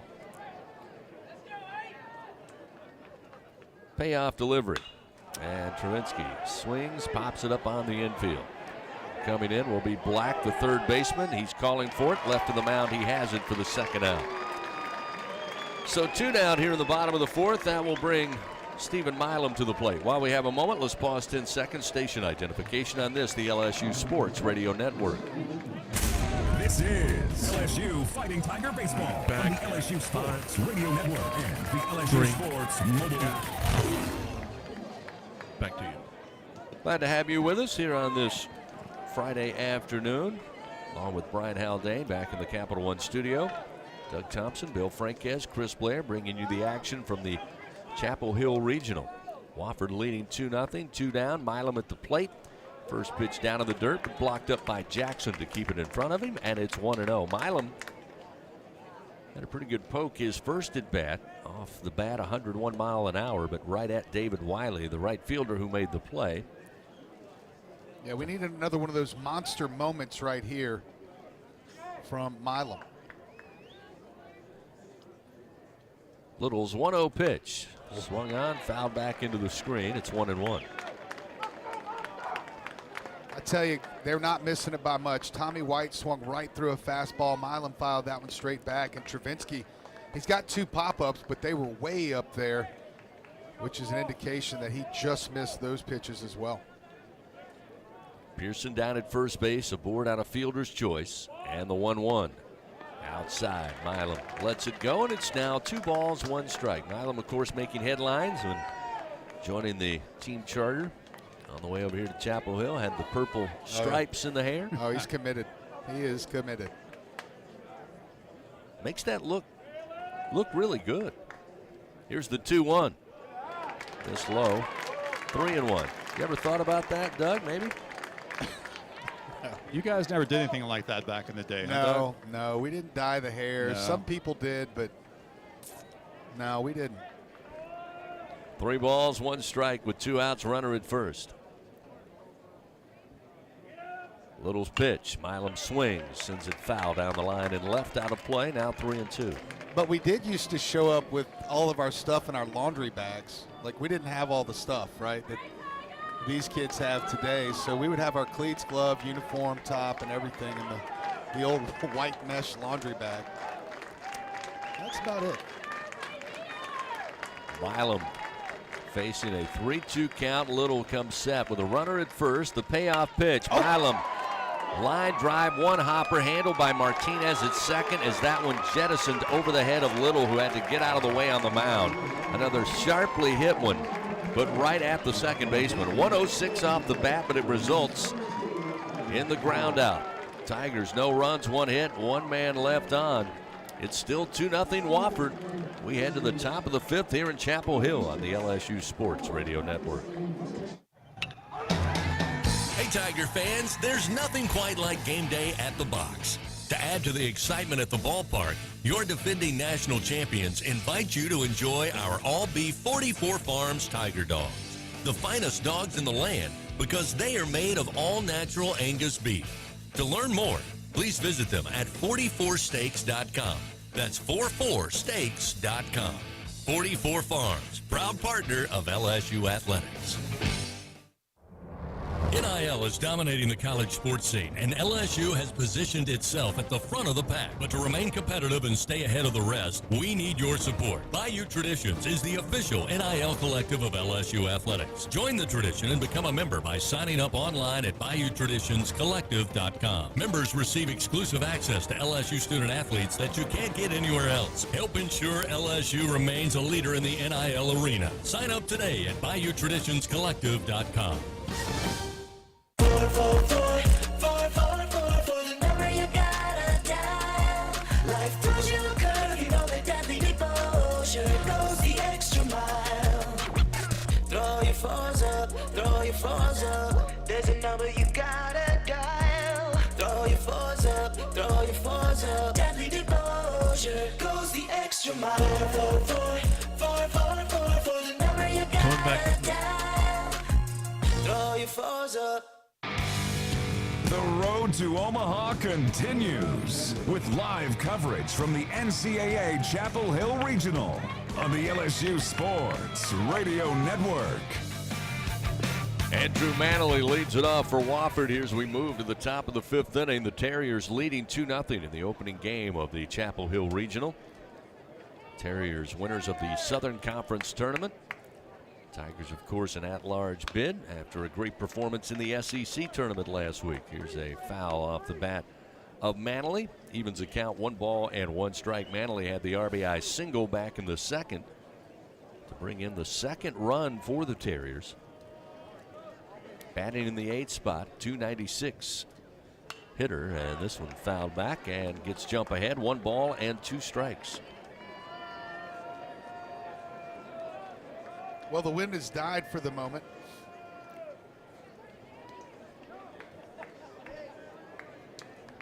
Lefty on lefty matchup here. Here's the 1-2 from jump. Missed upstairs. Manley not willing to try after that one. 2-2.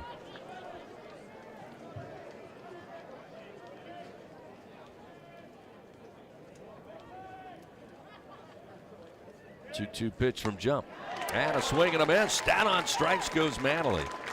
Good jump with his 5th strikeout so far today. 1 gone. Good start in the top of the 5th. That will bring up the number 9 hitter in Renwick, who is 0 for 1 so far today. Yeah, I feel like with 8-9-1 up in this inning, this needs to be another quick inning for the Tigers down by 2. Jump now with 94 strikeouts on the year. Pitch to the right-hander. Outside corner called strike off speed, and it's 0-1. Renwick flied out to Bingham in center field back in the 2nd inning. Tommy White playing even with a third base bag with a right-handed hitter. There's a swing and a miss. And it's 0-2. Jump has been amazing today, staying ahead of hitters. Again, they've been able to muster 4 hits off of the left-hander. Let's see his 0-2 offering to the plate. And it's short. Skips off the dish. 1-2 now, the count to Renwick. Before that pitch, 61 pitches, 46 strikes. Wow. That's around 75%, which is off the charts. 1 out, nobody on. Here's the 1-2 from Jump. And a swing and a miss. Got him to chase that one down in the zone. Back-to-back punch-outs, number 6 on the day. And it brings the Terriers to the top of the order, and Marshall Toole. Toole so far 0 for 2. Yeah, and as good as Jump has been, he's only retired the side in order twice. In the first inning where he was untouchable with 6 strikes and 6 pitches. And back at the 4th, and here's his 3rd chance to do it. This is one heck of a guy to do it against. First delivery. Oh. Wow, you say missed. Like a great pitch.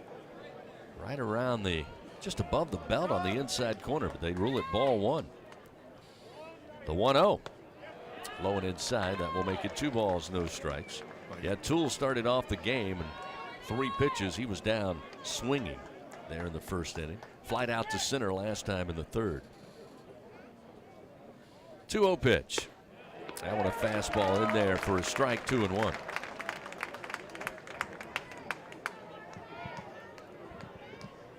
Velocity still good for Jump with the heater. The 2-1 squaring to bunt. Can't get a bat on it, and a called strike evens it up 2-2. Another fastball. Got to keep this guy off base because a walk might as well be a double the way he's able to steal bases.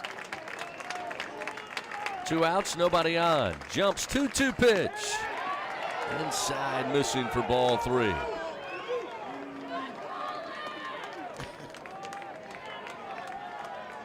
Again, a lefty on lefty matchup. 2 outs. A payoff delivery upcoming from Gage Jump. Here it is. Called strike 3 on the outer black. Toole down on strikes for the 2nd time today. That's the 7th punch out for Gage Jump. And quietly go the Terriers 1-2-3 here in the top of the 5th inning. LSU trailing Wofford 2-0. It'll be 7, 8, and 9 due up. Bingham, Larson, and Milazzo for the Tigers when we continue on the LSU Sports Radio Network.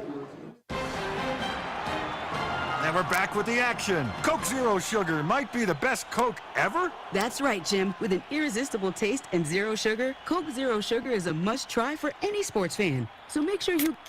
Wait, Jim, I didn't mean try it right now. We're still on the air. Best Coke ever? Take a taste, Jen. Really? No, not right now, Jen. We got a game to call. Hey, Tiger fans 12 and younger, don't miss your chance to be a part of Mike's Kids Club. Presented by Shell, the exclusive kids club of LSU Athletics. Join Mike's Kids Club for only $25. Get the official Mike's Kids Club t-shirt, free admission to select LSU athletic events, and much, much more. To learn about upcoming events and to join, please visit LSUMKC.com. The Mike's Kids Club, presented by Shell. As a full-service industrial contractor, Bartlett Group specializes in maintenance, turnarounds, and capital mechanical projects, refractory, soft crafts, fabrication, and more. Just a few of the companies that Bartlett represents include Excel Scaffold, DECS, Deltec Manufacturing, GMTS, and Precision Refractory. Bartlett boasts the best talent retention record with highly trained and seasoned professionals. Our mission, to deliver first-class service with the best scaffold system and experts. At Bartlett, our strength is our people, driving our growth and success. Choose Bartlett Group, where exceptional is standard. Live coverage of LSU Fighting Tiger baseball in the NCAA Chapel Hill Regional continues on the LSU Sports Radio Network. Bottom of the 5th inning here from Chapel Hill. Wofford leading 2-0. Mac Bingham, Tiger center fielder, will lead it off, batting for the 2nd time today. And the first delivery from Branton Little missed outside, and it's 1-0. Wofford up 2-0, 2 runs on 3 hits. back in the second frame. They have 4 hits on the day as this pitch outside to Bingham quickly makes it 2 balls, no strikes. Mack batting .253 on the year. The Tigers have had success the last 2 innings getting the leadoff man aboard, but no runs to show. Showing bunt, and this pitch missing makes it 3-0 out of Bingham. Oh, leadoff walk. I'd love to see a leadoff walk.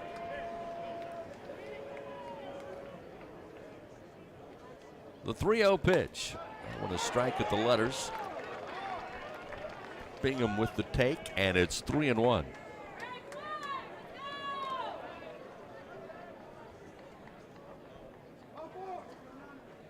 pitch. Miss low, ball 4. Bingham with the leadoff walk. All right, so 3 times in a row now, LSU has had the leadoff man on. In each of the previous 2 innings, Little retired the next 3 hitters. Yeah, but now we're serious. All right. Whole totally different thing. Speaking of serious, how about Gage jumps top of the 5th inning with punching out the side, and he struck out the last batter of the 4th. He struck out 6 of the last 7 he's faced. So now we'll see Ashton Larson. He led off with a single to center field at his first at bat. The first delivery, a called strike from Little, and it's 0-1. It appears Kenny Michaels, a left-hander for Wofford, now up and soft tossing in the bullpen. Is this one a ground ball, but right into the shift at the shortstop. Renwick playing near second base. He'll step on the bag, throw to first, and double up the Tigers. 2 gone here in the 5th inning. Ouch.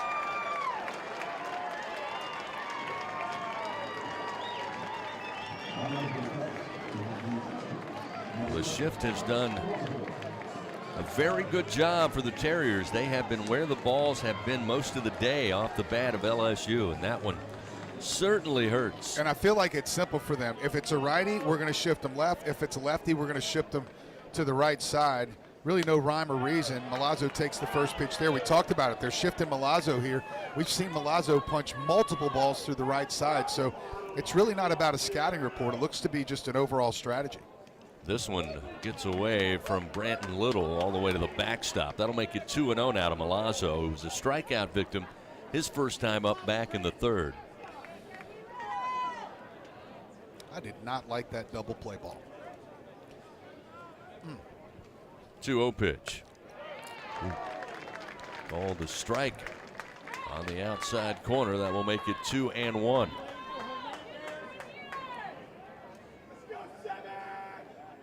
The 2-1 to Milazzo. How about another strike? Evens a count 2-2. Both of those not in the strike zone. The 2 outs, the 2-2 pitch. Outside and high, ball 3. Actually, that's ball 5, but I see what you're saying. Full count here for Milazzo. Tigers down 2-0, 2 outs, bottom of the 5th inning. Payoff delivery. And a foul off the bat of Alex to stay alive. Still 3-2.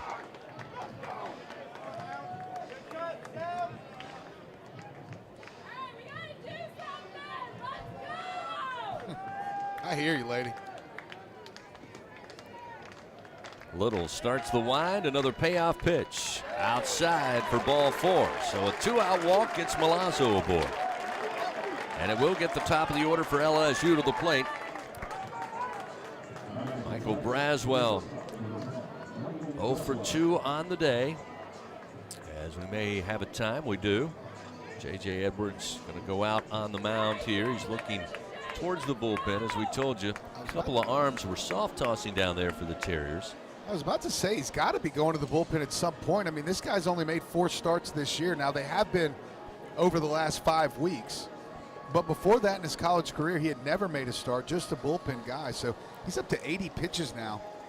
At some point, you would think he'd start running out of gas. Kenny Michaels looks like he's ready to go. The big left-hander.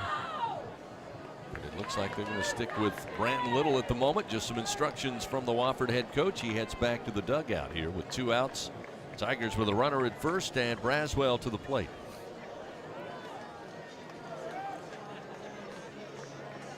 Just take a base hit here, honestly. Well, again with the right-handed Braswell to the plate. Will again shift the infield slightly to the left with Martinez left of second base. 3 infielders left of the second base bag. The pitch to Braswell. Misses low. Ball 1, 1-0. Brazzy today, a ground out to the shortstop. Popped up to Martinez, the second baseman, last time. 1-0. Inside missing. Make it 2 balls, no strikes. Yeah, Little starting to tire out now. You can tell almost by his delivery.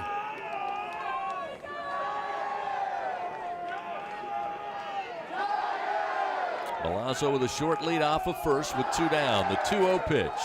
Misses low. That'll make it 3 balls, no strikes to Braswell. You know, of those 4 other starts, 3 he got pulled in the 5th inning. Once he got pulled in the 6th. So this has happened before for Little. The 3-0 pitch. Braswell with the take on, and it's a strike down the middle at the belt. Make it 3-1.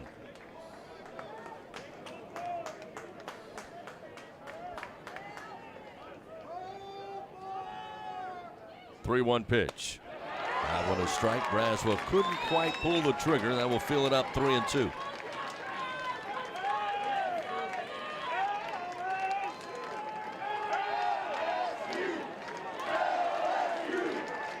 Two outs, runner at first. The payoff pitch. Called strike 3 on the outside corner. Braswell doesn't like it. LSU fans, they're not in favor either. But a big punch out for Brandon Little, his 3rd of the day. And for the 3rd straight inning, leadoff man goes nowhere for LSU. They trail 2-0 to Wofford. We head to the top of the 6th here in Chapel Hill on the LSU Sports Radio Network. Looking to make your next corporate event, church festival, or school field day the best one yet? Well, look no further than Grayson's Events and Entertainment. They have it all, from carnival rides to mechanical bulls, inflatables, and much more. They truly are your one-stop shop for all your party and event rental needs. Give them a call at 225-436-6520 and use promo code Radio25 on your next order at Grayson'sEventsEntertainment.com. Louisiana's best event specialist. You won't be disappointed. Hey Tiger fans, no game day is complete without Noel Spirits from Noel Family Distillery. Founded by a father-daughter duo, Noel Family Distillery is the only Louisiana distillery offering authentic tequila. Their additive-free tequila captures the spirit of Louisiana, creating a spirits experience worthy of the Tigers and their loyal fans across the country. Noel Tequila is proud to be the official tequila of LSU Athletics. Enjoy Noel Tequila at the box or grab a bottle of your own at many fine retailers. Learn the unique Noel Distillery story at noeldistillery.com. Now batting in the cleanup position, Jenny King, the king of clean. Tiger fans, Janny King is a proud partner of LSU Athletics and even more proud to provide you, the players, and every fan that comes to a game here with a healthy stadium that has been cleaned by our team of professionals. Let us clean and disinfect your business. Go to JannyKingCleans.com now. That's JannyKingCleans.com. Janny King, the king of clean. The road to Omaha continues with live coverage from the NCAA Chapel Hill Regional on the LSU Sports Radio Network. Dixon Black leads it off for the Terriers as we move to the top of the 6th inning. It's a 2-0 Wofford lead. 2 runs on 4 hits so far for the Terriers. Just 2 hits for the Tigers. That one swung on and fouled down the third base line. Even the count, 1 ball and 1 strike. This Gage jump starts his 6th inning of work. Again, that 2nd inning. Wofford able to plate 2 runs on 3 hits. The 1-1 off speed, a called strike. That gets jump ahead 1-2. Black 0 for 2 in the 2 spot today. Couple of fly ball outs. Milazzo going to set up outside of the right-hander, and a foul tip will keep him alive. Rather fouled off the bat. It bounces towards the LSU dugout. Still 1 ball, 2 strikes. This will be pitch number 70 for Gage jump. The 1-2. That's a called strike 3. And Gage jump. 8th strikeout of the day. 1 gone quickly here in the top of the 6th.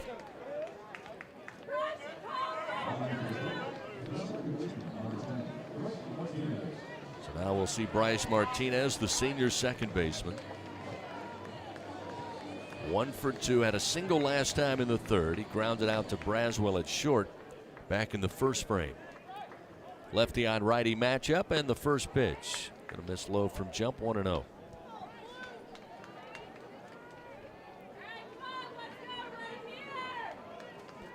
Martinez, a .377 average on the year. The 1-0. Swung on, lifted high in the air, but out of play over the first base dugout towards the concourse. Evens it up, 1 ball and 1 strike. Fans, don't let air conditioner outages keep you on the bench this year. Text home run to 31996. Get your $59 AC system check from AccuTemp Services, proud partner of LSU Athletics. The 1-1 from jump. Short of the plate, blocked up by Milazzo. Now moves the count 2-1 to Martinez.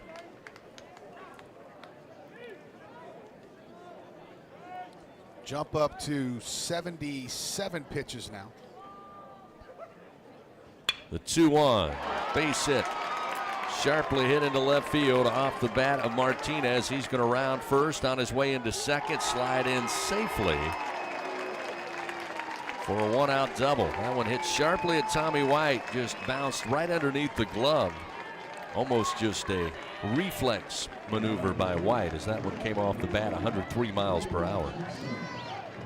Gage Jump had retired 8 consecutive Wofford hitters. In fact, the last hitter to reach base was Martinez with a third inning single.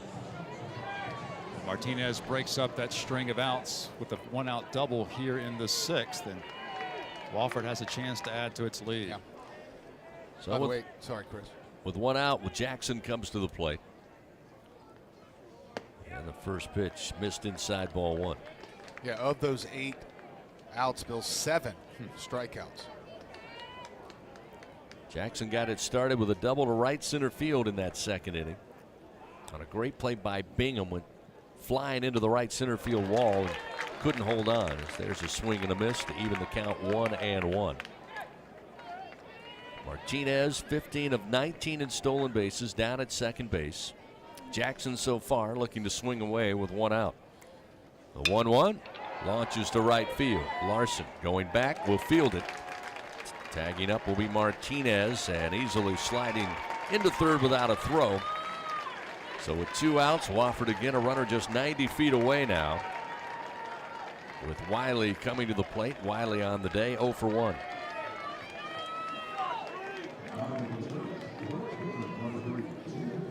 Well, this is now the biggest at bat of the game for Gage Jump, because Billy, they can't let him add to the lead right now. Absolutely not. Already down by 2, and now Nate Yeski coming out to speak to Gage Jump. And certainly the possibility of a squeeze play is certainly in order for Wofford, given their propensity to lay the ball down. It looks like Griffin Herring has started to toss down in the Tigers bullpen. Can't tell if he is the only one. There's a couple more mounds down there, but they are covered by an awning, but I do see Griffin Herring thrown. Meeting continues on the mound here. You guys are exactly right. Runs coming at a premium today, certainly for LSU, is scoreless here in the top of the 6th inning. And much like in that second inning, this is what Wofford does. This has been their success all season. And LSU came out super aggressive offensively, and no one knew that Kellen Levy behind the dish was going to be given so far off the outside corner.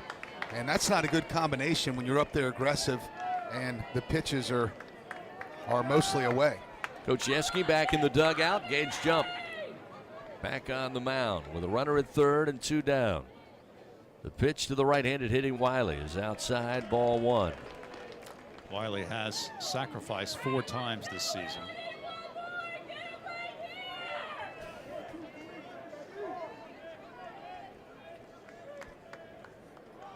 Martinez with his lead off of third with 2 down. Jumps 1-0 pitch. Fastball missed outside. That will make it 2 balls, no strikes.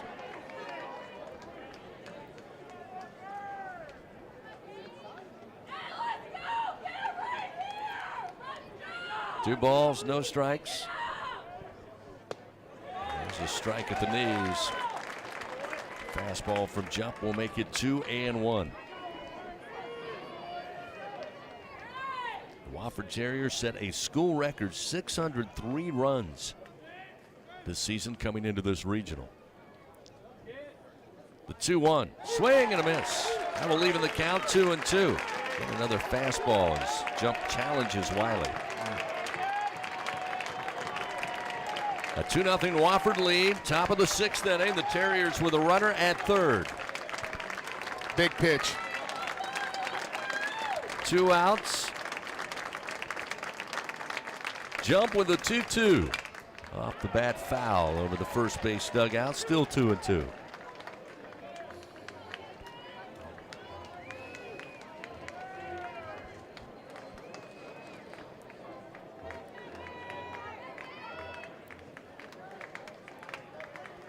Wiley digs back in. Jump looks in. Now comes Set with a runner at third, 2 outs, and a 2-0 Wofford lead. Jump's 2-2 pitch. Popped him up. Shallow left field. Braswell going back.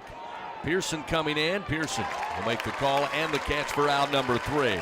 So the Tigers keep the Terriers off the board here in the 6th. No runs, 1 hit, 1 man left on at third.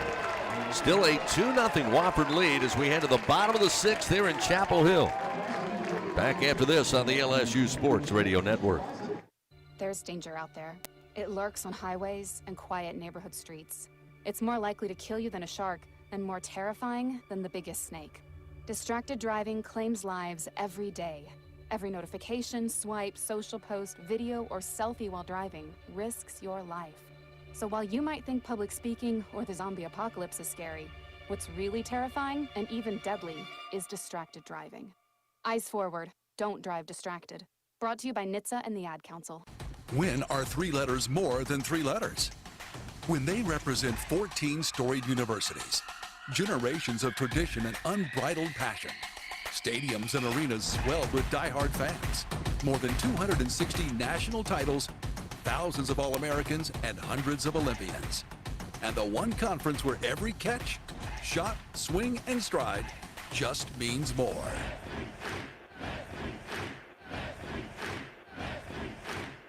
LSU Tiger fans are gearing up with real Tigers apparel and merchandise from the official online store at lsushop.net. Get jerseys, sideline gear, polos, t-shirts, hats, official team merchandise from Nike, accessories, and much more. Over 3,600 products, all shipped right to your door. Head to the place real Tiger fans go for the selection only real Tiger fans get at lsushop.net. Coming back. Back to the NCAA Chapel Hill Regional. This is LSU Fighting Tiger Baseball on the LSU Sports Radio Network. Bottom of the 6th inning here from Chapel Hill. 2-0 Wofford leading LSU in the first game of 2 here in this regional. Tommy White to lead it off. New pitcher Kenny Michaels takes over. First pitch, a bouncing ground ball to the shortstop, Renwick. He will field, throw to first, and White retired quickly, 1 gone here in the bottom of the 6th inning. Tommy White now 0 for 3 on the day. And we'll have Jones coming to the plate. Jared 1 for 1, has reached base twice, got a walk in his first at bat, and then singled last time. Kenny Michaels, a 6'4", 190-pound freshman left-hander out of Alexandria, Virginia, taking over after Branton Little did a masterful job for the first 5 innings for Wofford. So 1 pitch results in 1 out. Now he'll face Jared Jones. First delivery, strike on the outside corner with a fastball that was nowhere close. Wow. Jones going to take a little time to absorb that. Here's the 0-1. This one low, ball 1, 1 ball and 1 strike. Kenny Michaels is 3-1 this year for Wofford, 4.20 ERA, making his 17th appearance, 16th in the relief. He has 56 strikeouts in 45 innings on the year.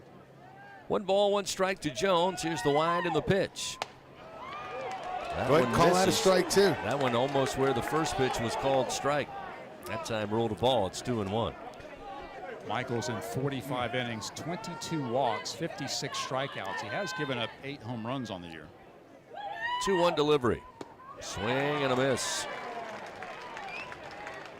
Fastball down in the zone. Now an even count, 2-2 for Jones. 1 out here in the bottom of the 6th inning.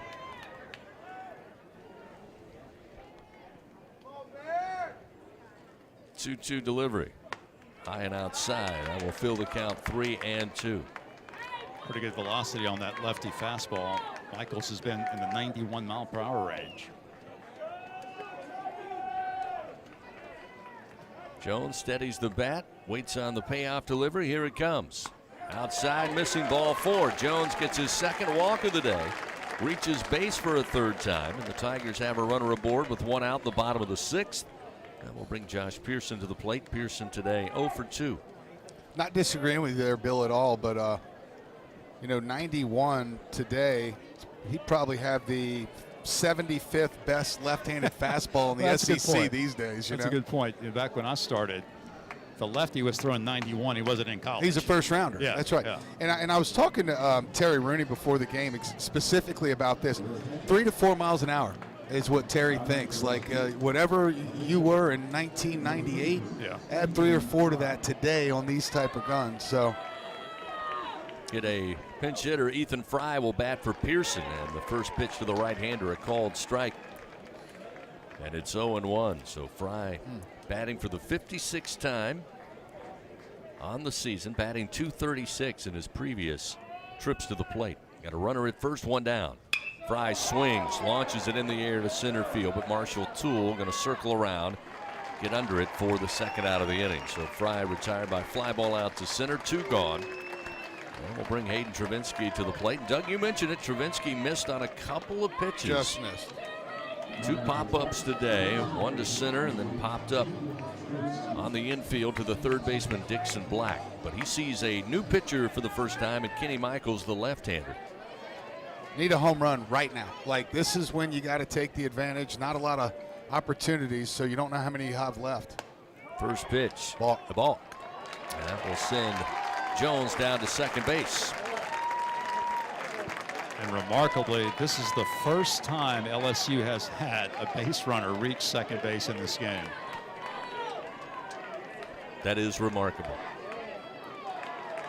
So now Travinski with a runner in scoring position after the balk. Still 2 outs. Working from the stretch, Michaels fires. And a called strike to make it 0-1.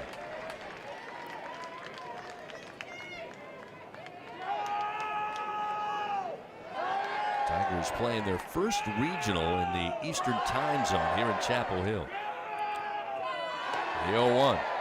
This is a little high and outside. No, they'll rule outside to make it a 1-1 count. Bottom of the 6th inning, trailing Wofford 2-0. Jones down at 2nd base. Travinski at the plate with 2 down. Michaels 1-1 pitch. Fastball with a strike. It's 1-2. Levy must be blind in his right eye. Like he doesn't see the outside corner very well because he is consistently, at least for Wofford, calling the pitch off the outside corner a strike. The 1-2, a swing and a miss.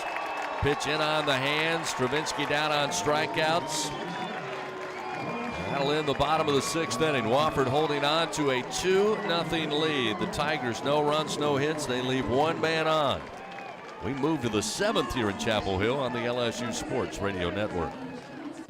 Southern Air Heating, Cooling, and Plumbing, your trusted experts for all your home service needs. With over 35 years of dedicated service, we prioritize your comfort and satisfaction. As an official partner of LSU Athletics, we bring our expertise to every game, from installations to repairs. Our team delivers honest pricing with no surprises. Call us today at 225-777-8888 and experience the difference with Southern Air Heating, Cooling, and Plumbing. Go Tigers! In the morning when the roaches are running, you got the Bengal roach spray. Bengal roach spray is a miracle in a can. Just spray the baseboard in the kitchen and bathroom, and in just a little while, your roaches are dead on the floor. It's incredible. Bengal roach spray is odorless, clean, and easy to use. Bengal guarantees roach extermination overnight.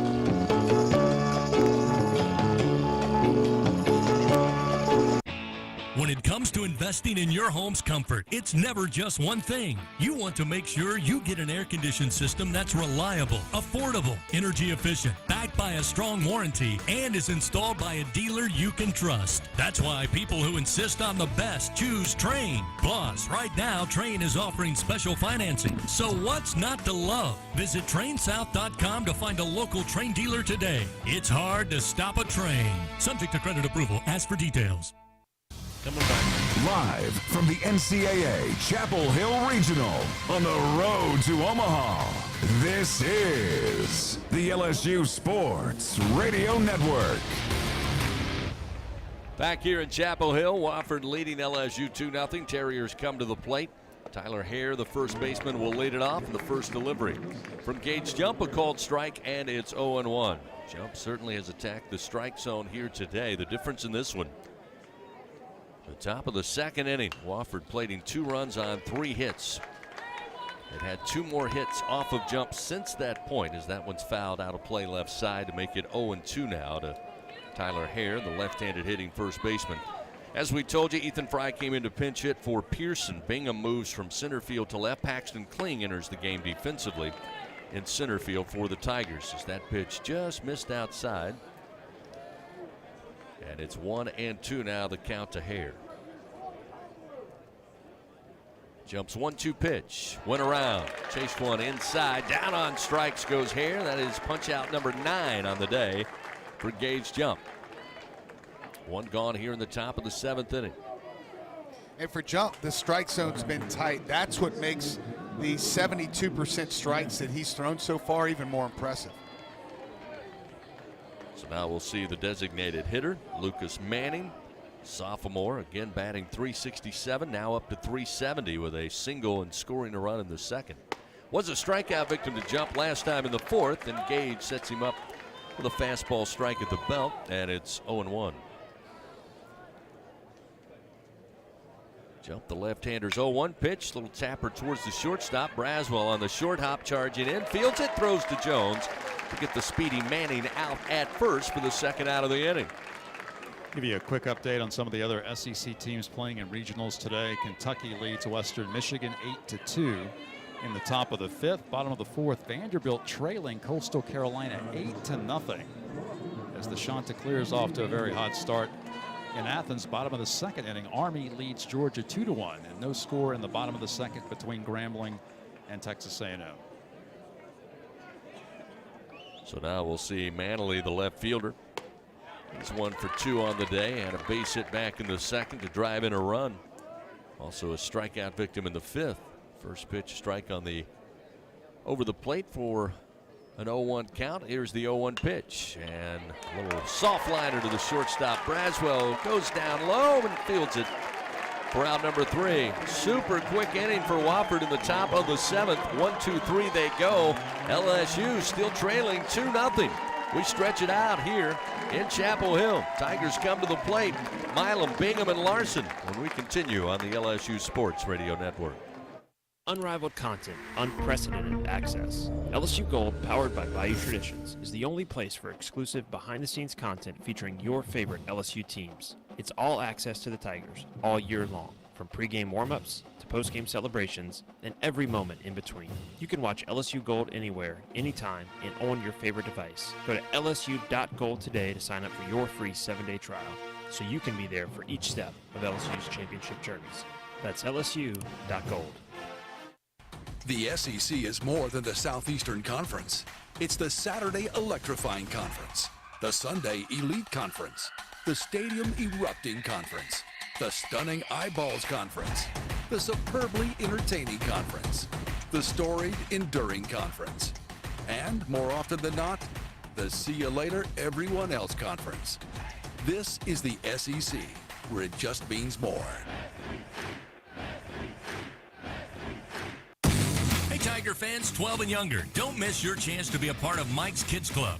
Presented by Shell, the exclusive kids club of LSU Athletics. Join Mike's Kids Club for only $25. Get the official Mike's Kids Club t-shirt, free admission to select LSU athletic events, and much, much more.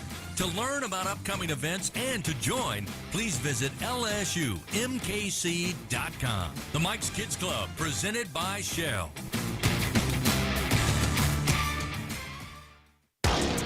Around the state and around the world, LSU Fighting Tiger Baseball in the NCAA Chapel Hill Regional on the LSU Sports Radio Network.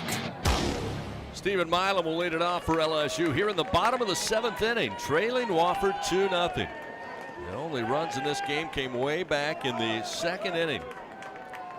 Wofford today 2 runs, 5 hits. The Tigers scoreless on just 2 hits. 1-0 to Milam. In for a strike. Evens account 1 ball and 1 strike. Last week in Hoover, the Tigers scored 46 runs on 53 hits. But Branton Little, the starter for Wofford, dazzled LSU. And now they hand it over to Kenny Michaels, who starts his 2nd inning of work. That pitch misses high and outside. It's now 2-1. To Milam, who on the day is 0 for 2. He's hit the ball hard on 2 occasions. A fly out to right, 101 off the bat, and a ground out on a one-hopper handled at shortstop by Renwick in the 4th at 106 off the bat. That one a called strike off the plate, and it's now 2-2 to Milam.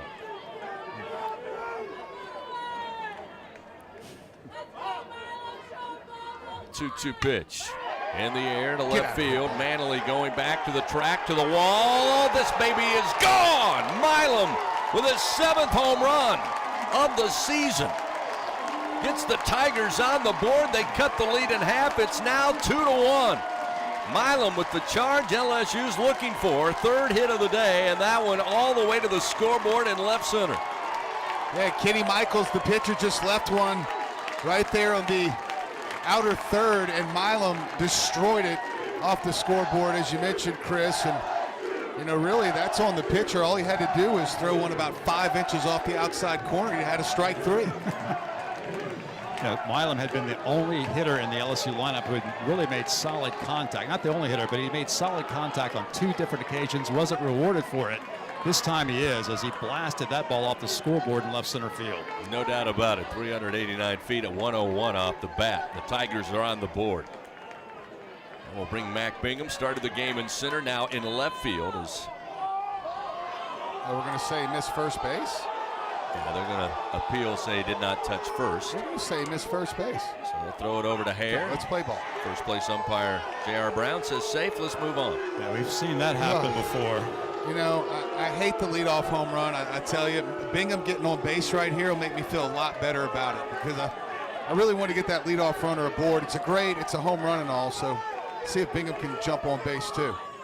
Pitch from Michaels, missed away, and it's 1 ball, no strikes to Bingham, who grounded out to the shortstop Renwick in the 2nd. Aboard on a walk. Back in the 5th inning, left stranded. 1-0 the count. 2-1 now. Wofford leads by a run. That one a strike from Michaels. Evens the count. 1 ball, 1 strike. Well, you're right, Doug. Thankfully, the Tigers have gotten on the board, but what really is going to count is what LSU does from this point. Yep. The 1-1 to Bingham. Called strike. That one at the bottom of the zone. They say at the knees to get Bingham behind the count. 1-2.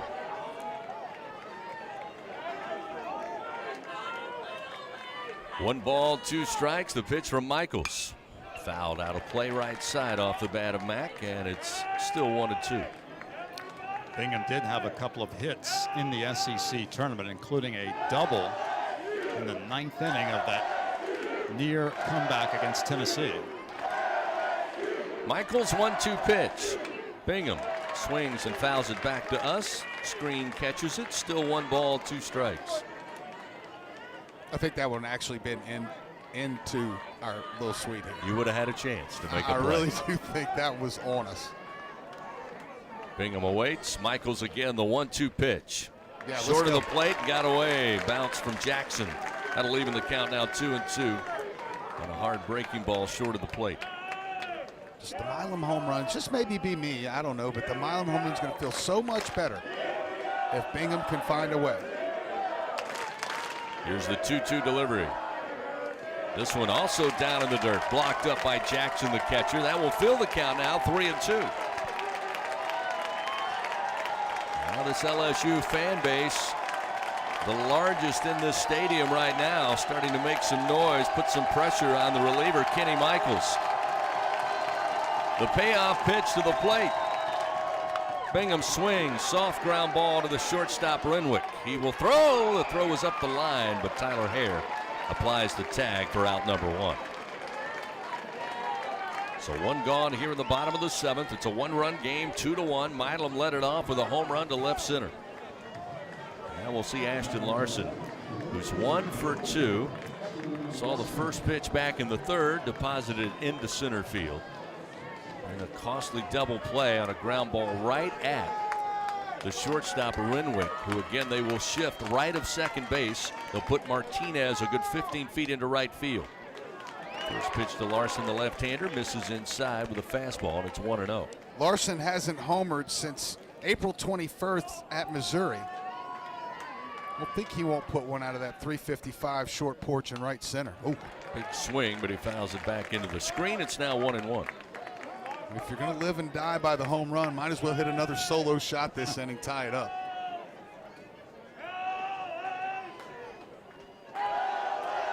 One ball, one strike with one out, nobody on. Here's the 1-1 pitch to Larson.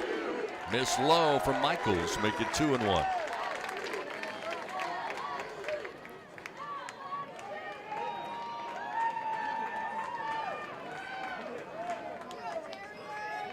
Two balls, one strike, Kenny Michaels. The left-hander begins the wind. The 2-1 pitch fouled off by Larson. Back behind the third base dugout. Now 2-2.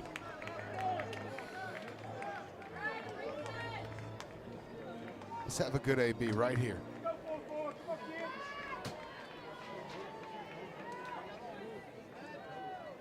Here's the 2-2 pitch. Miss low. Gets away from Jackson, who will chase it slowly up the third base line. That'll fill the count. 3 balls, 2 strikes now to Larson. Jackson is living on the edge here. Leadoff homer takes Bingham 3-2, and now he's in a 3-2 count with Larson. Extreme shift on to the right side of the diamond here.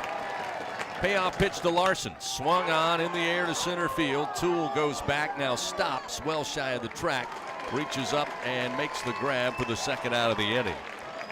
So Larson flies out to center. And we'll bring Alex Milazzo to the plate at the bottom of the order. Well, we called for it to right center, 355. He hit that one 358. Would have had enough if he was just a hair earlier, and this game would be tied up. But it's not, and Alex Milazzo, best thing he can do is find his way to first base. Able to do so in the 5th inning by way of walk. He was a strikeout victim first time back in the 3rd. 2 straight full counts, but Michaels gets the out both times. First pitch to Milazzo. Outside corner strike. 0-1. Milazzo trying to get on base here. Get the Tigers back to the top of the order. The 0-1. High and inside. 1 ball and 1 strike. Again, Milazzo played his part on both catching and at the plate in the Tigers' success last week. The 1-1 misses low. That'll move the count 2-1. There is a right-hander warming up down in the bullpen for Wofford. 2-1 pitch to Milazzo. Sent back foul into the screen. That will even it up now to the Tiger backstop, 2-2.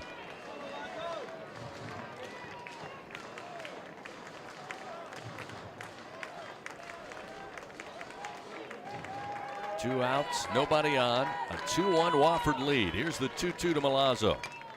Foul tip, but held on to by Daniel Jackson.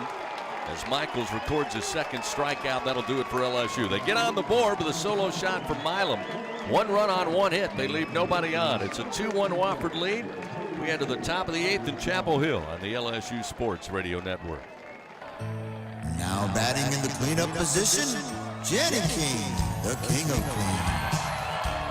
Tiger fans, Janny King is a proud partner of LSU Athletics and even more proud to provide you, the players, and every fan that comes to a game here with a healthy stadium that has been cleaned by our team of professionals. Let us clean and disinfect your business. Go to JannyKingCleans.com now. That's JannyKingCleans.com.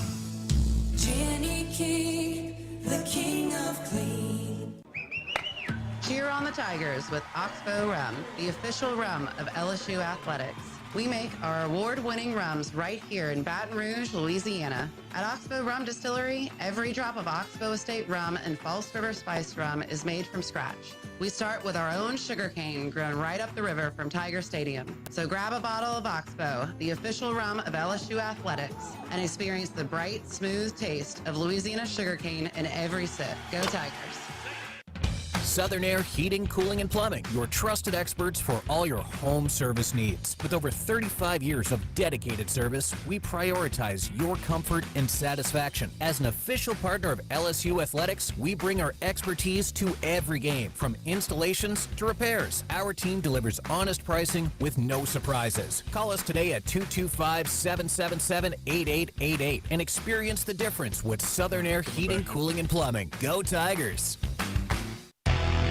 From the NCAA Chapel Hill Regional, hear the roar of LSU Fighting Tiger Baseball on the LSU Sports Radio Network.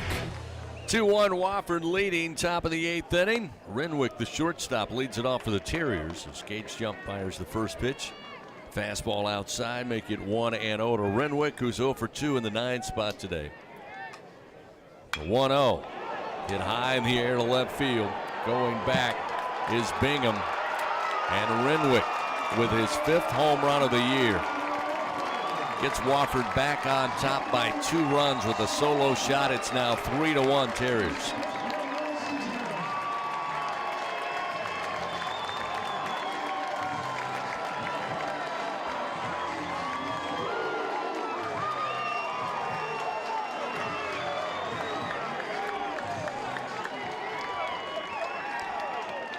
Same place we were to start off last inning.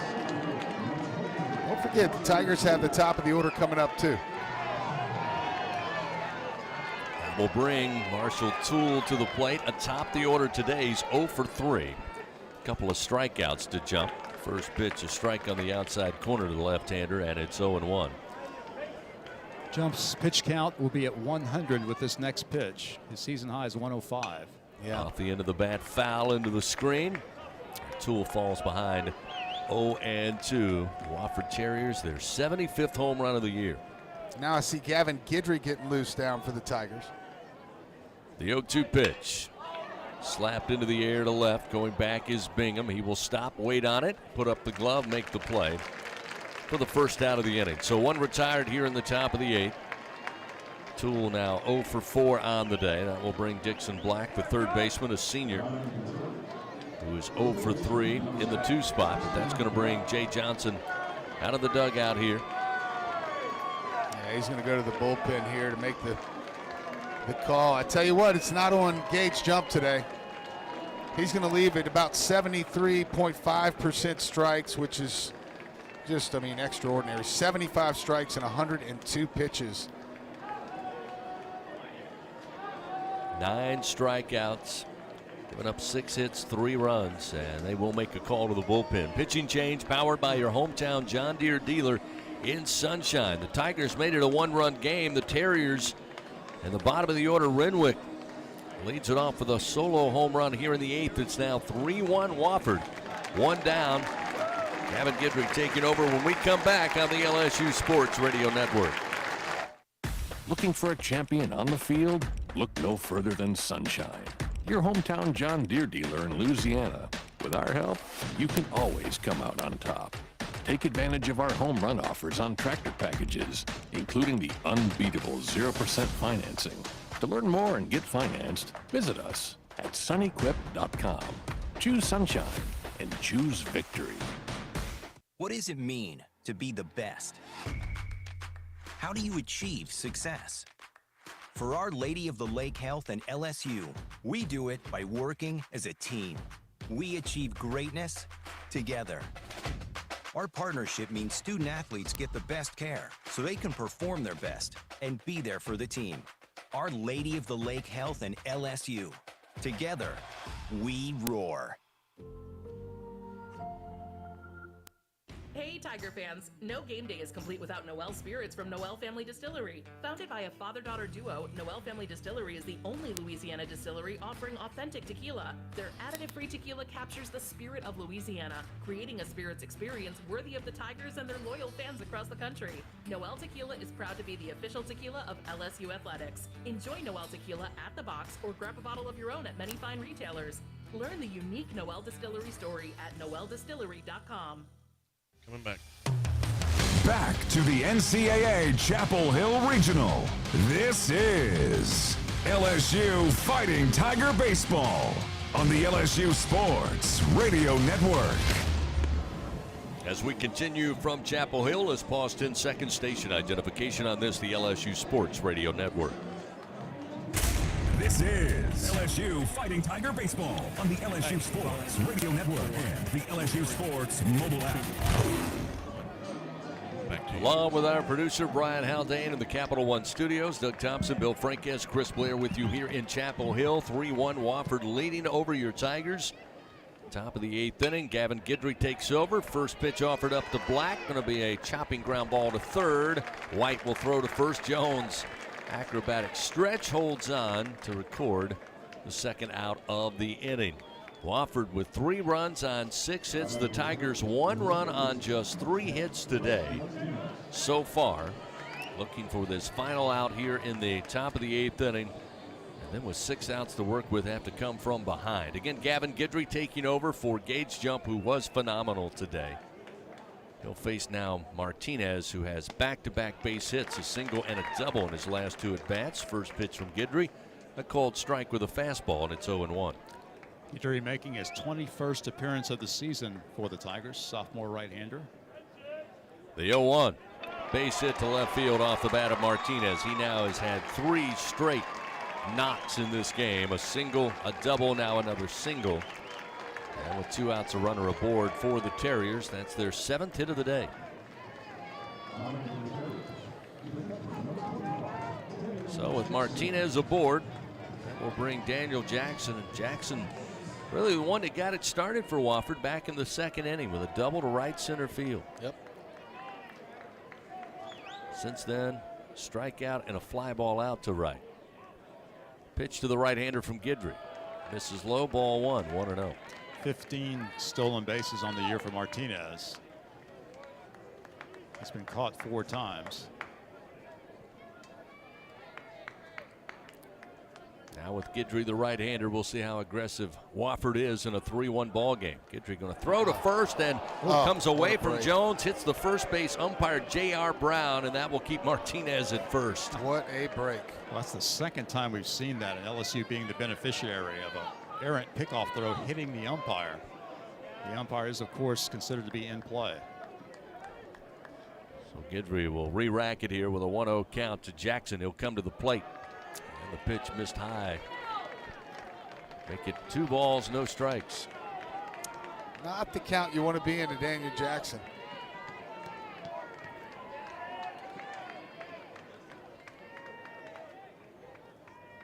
Another throw over to first to keep an eye on Martinez. This time Jones gloves it. Again, 2 outs, top of the 8th. A leadoff home run by Renwick. Got that run back for the Terriers. They still lead by 2 runs, 3-1. Guidry from the stretch again, throws to first.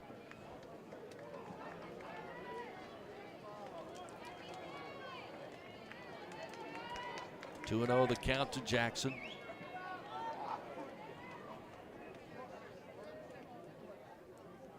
Guidry's 2-0 pitch.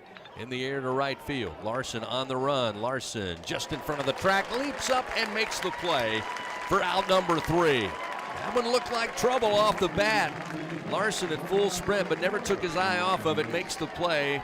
However, Wofford adds to their lead. A solo shot, 1 run, 2 hits, 1 man left on. The Tigers come to the plate in the bottom of the 8th, trailing 3-1. Top of the order, Braswell, White, and Jones. When we continue on the LSU Sports Radio Network. Tiger fans, this is Eddie Kennison, former LSU football wide receiver. If you know me, you know I'm all about making big plays. Tigers win! Tigers win! That's why I joined the team at LSU Sports Properties. Our goal here is to help businesses make big plays both on and off the field. If you want to give your brand that competitive edge and be a part of the biggest stage in college sports, give the corporate sponsorship team at LSU Athletics a call. Your brand, our fans. Utilize the power of LSU Athletics to promote your business and sponsor LSU Athletics today. Call 225-578-2788. Go Tigers.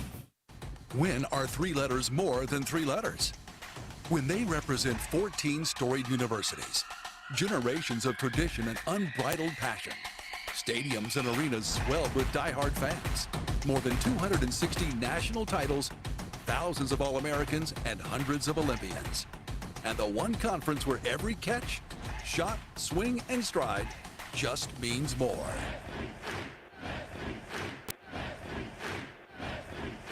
Going to the track, the wall, see ya! Tiger fans, have you ever wanted to watch LSU baseball on TV but hear the action from the LSU Sports Radio Network? Just sync the game with the LSU Sports mobile app. It's easy to do. Just pause the TV. Use the LSU Sports mobile app to stream the audio on your smartphone or tablet. Connect to a smart speaker, then wait for the audio to catch up to the point your TV is paused. Push play, and you are all set. Sync the game with the LSU Sports mobile app for iOS and Google devices. Download it today. Tigers win! Tigers win! Live coverage of LSU Fighting Tiger baseball in the NCAA Chapel Hill Regional continues on the LSU Sports Radio Network. Back to Chapel Hill. It's a 3-1 Wofford lead. Bottom of the 8th inning, Tigers will have the top of the order. Braswell, White, and Jones due up to face a new pitcher, a right-hander, Alec Bouchard, for the Terriers. Right-hander taking over for Kenny Michaels, who came in relief for the starter, Branton Little. Alec Bouchard, another freshman, 6'2", 185-pound right-hander out of Soddy Daisy, Tennessee. As the Wofford pitching staff, for the most part, has held the Tigers in check, aside from the Milam solo home run. Yeah, just 3 hits today so far for LSU, after 53 hits against SEC pitching last week in Hoover. First delivery to Braswell from the right-hander is a strike, and it's 0-1. Yeah, Bouchard enters with a 6.86 ERA. He's 0-4 on the year. This is his 23rd appearance. He's worked 39 1/3 innings, allowed 44 hits, 30 runs. He has 37 punch-outs and 8 walks. Another strike, and it's 0-2. Braswell today 0 for 3. Atop the order for the Tigers. A ground out, pop out, and was caught looking last time in the 5th inning. The 0-2 missed away. 1 ball, 2 strikes.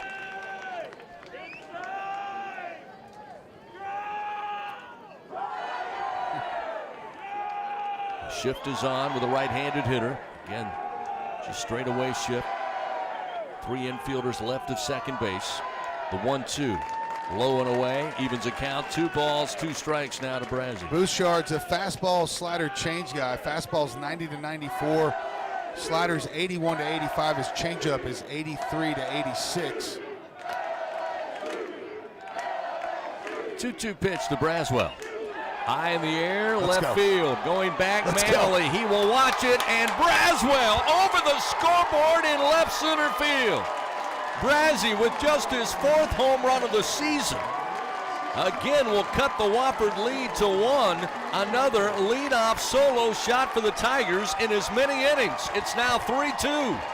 403 feet. That had been right off the middle of the scoreboard, out in left center field at the box. Cleared the scoreboard here. And the Tigers within 1 now. You think Braswell knew he got that one? Woo! And again, solo home run to lead off the inning. Tigers need to build on this. Just back-to-back at this point. The flags are howling out to dead center field. Tommy White to the plate. He's 0 for 3, due for something. First pitch in the dirt, blocked up by Jackson. It's 1-0. So he's fastball slider mostly to right-handers. He's going to go 65% of the time fastballs, and the rest are sliders. He's going to throw more changeups to lefties and almost no changeups to right-handers. The 1-0 to Tommy White. Missed away, make it 2-0. I would literally be shocked to see anything close to the strike zone against Tommy White here. I mean, just a fly ball to right center field is way out of here. 2-0 pitch. Miss low. Now 3 balls, no strikes.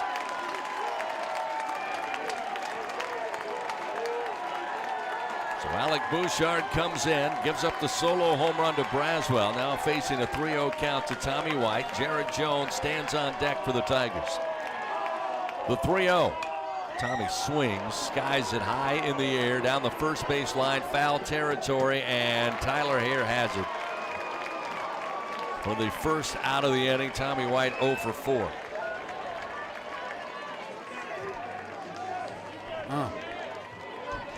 3-0 count, had the green light. Of course, can't say that you blame anyone for giving Tommy White the green light. He was just got up on the hands a little bit, that fastball in the inner third of the plate. So now we'll see Jared Jones with 1 out here in the bottom of the 8th inning. A 1-run game, 3-2.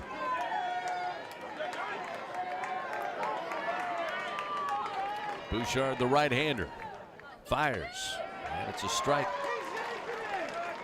Right at the knees, they say. Jared Jones maybe asking for confirmation on that as he has a quick conversation with a home plate umpire. Now digs back in. It's 0-1. It was below the knees and off the plate.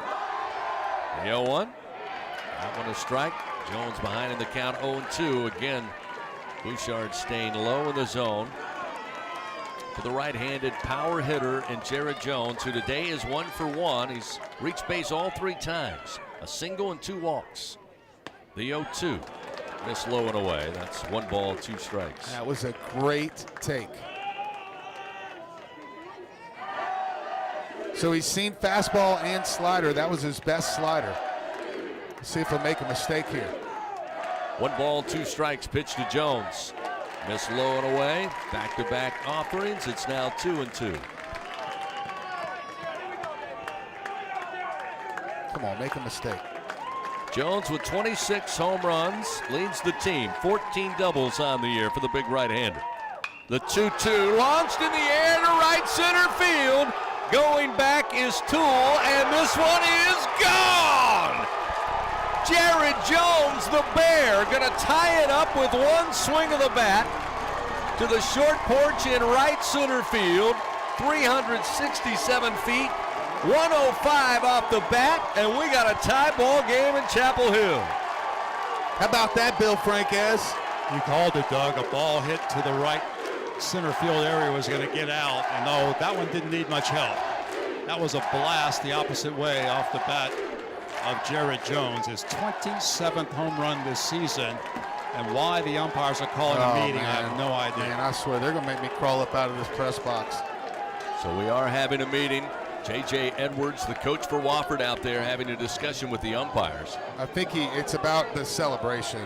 Jones, I caught it at the last minute, but he flipped the bat backwards. I'm not sure if it maybe hit the catcher on accident.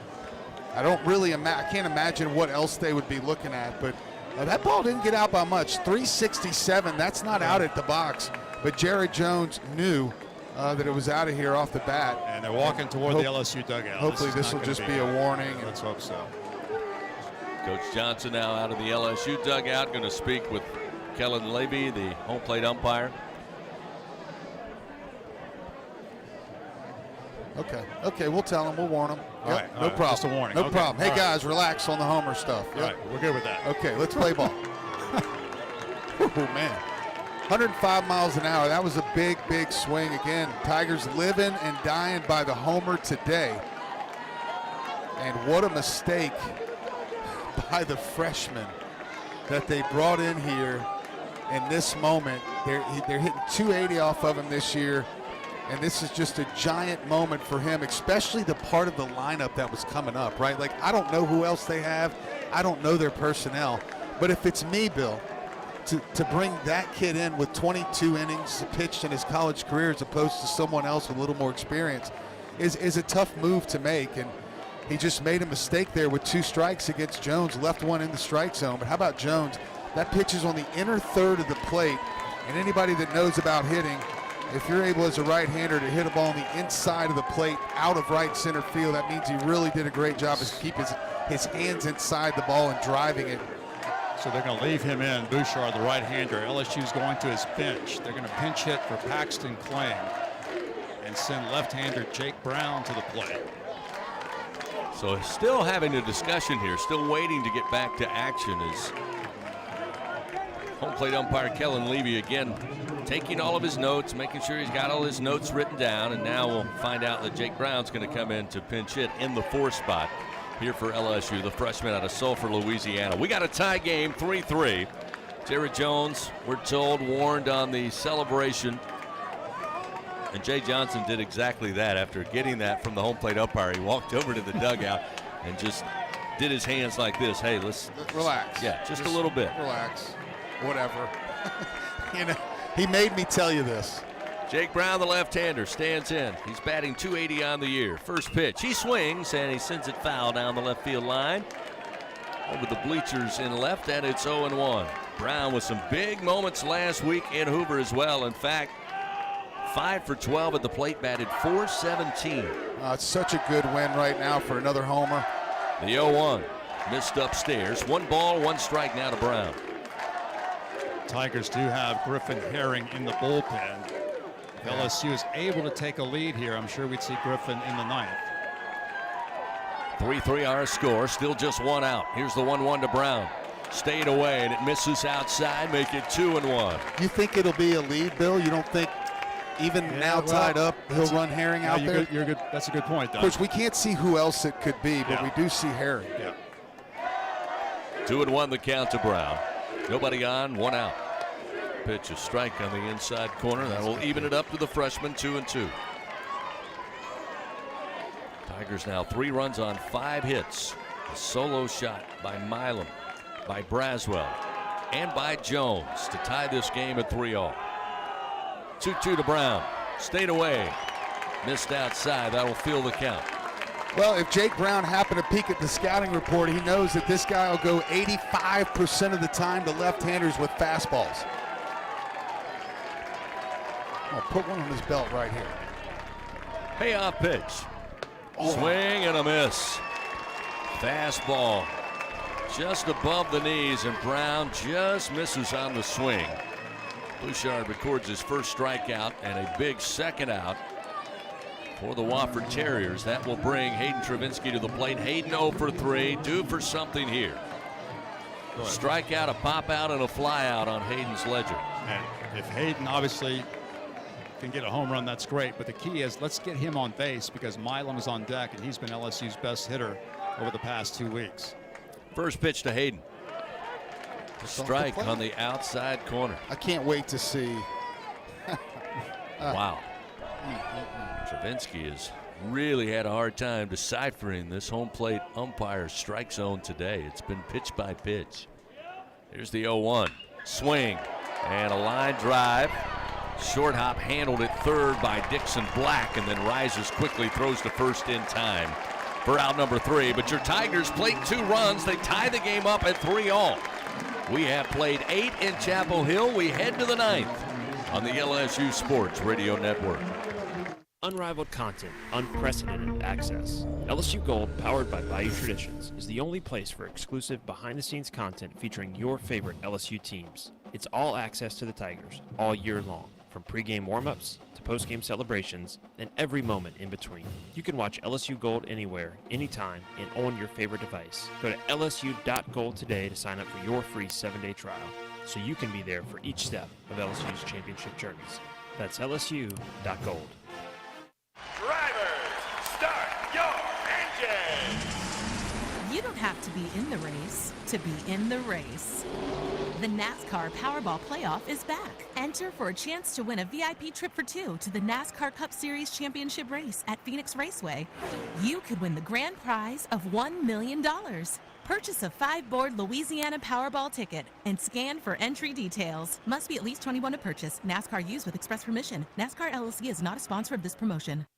As a full-service industrial contractor, Bartlett Group specializes in maintenance, turnarounds, and capital mechanical projects, refractory, soft crafts, fabrication, and more. Just a few of the companies that Bartlett represents include Excel Scaffold, DECS, Deltec Manufacturing, GMTS, and Precision Refractory. Bartlett boasts the best talent retention record with highly trained and seasoned professionals. Our mission, to deliver first-class service with the best scaffold system and experts. At Bartlett, our strength is our people, driving our growth and success. Choose Bartlett Group, where exceptional is standard. The ninth inning of LSU Fighting Tiger Baseball, presented by L'Auberge Baton Rouge Casino and Hotel on the LSU Sports Radio Network. Fans, a reminder, Dudley DeBosier stands up for the purple and gold. They fight for Tiger fans all across Louisiana. Dudley DeBosier, proud to be an official partner of LSU Athletics. 3-3 our score. We head to the ninth inning here in Chapel Hill. The Wofford Terriers out of the Southern Conference, 3 runs, 7 hits, 4 men left on. LSU today, 3 runs on 5 hits, 5 left on. It will be 5, 6, and 7 due up for the Terriers, Wiley, Hare, and Manning, as Griffin Herring indeed will take over for LSU on the mound here. Griffin Herring, LSU's top reliever all season, second team All-SEC, 4-1 with a 1.88 ERA. The sophomore lefty making his 20th appearance of the year, 43 innings, 57 strikeouts, 9 earned runs on 34 hits allowed by Herring. He's given up 2 home runs on the year. Opponents are batting .219 against him. So Wiley stands in, he's 0 for 2, and the first pitch is going to be a strike from Herring. Starts him out 0-1. By the way, we saw Jake Brown come in to pinch hit there in the 4th spot. Also takes over in center for Paxton Kling, who did not get an at bat but came in defensively. So now it's Bingham, Brown, and Larson left to right in the outfield. And that pitch misses outside, and it's 1-1. The count to David Wiley. 3-3 our score, top of the ninth. The 1-1. Low and inside.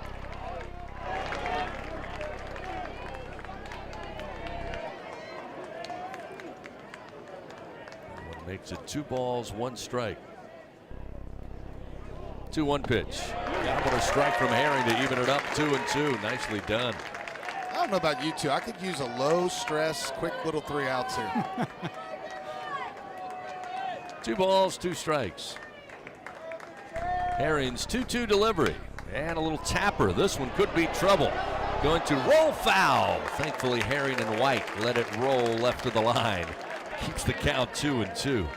The trajectory up the line, I wasn't sure it was going to spin to the left there for the longest time, but luckily it does. You could tell they had both kind of committed to letting it kind of roll out how it would, and there was a chance for a second there that that thing was going to roll dead. And it's been that kind of game, I feel like. So Wiley comes back to the plate, still a 2-2 count. 3-3 our score, top of the ninth inning. First game of the Chapel Hill Regional. Later this evening, host North Carolina will take on the Sharks of Long Island University. Here's the 2-2 from Herring. And a swing, foul tip, held on to by Milazzo. And Herring with the punch out. Wiley down on strikes, 1 gone here at the top of the ninth. Obviously a huge out in a tie ball game. So now that will bring to the plate Tyler Hare, the first baseman, batting in the 6th spot. 0 for 2, did have a sac fly RBI to score the first run for the Terriers back in the 2nd. Since then, a ground out and a strikeout. First delivery, we'll say miss low and a little outside, make it 1-0.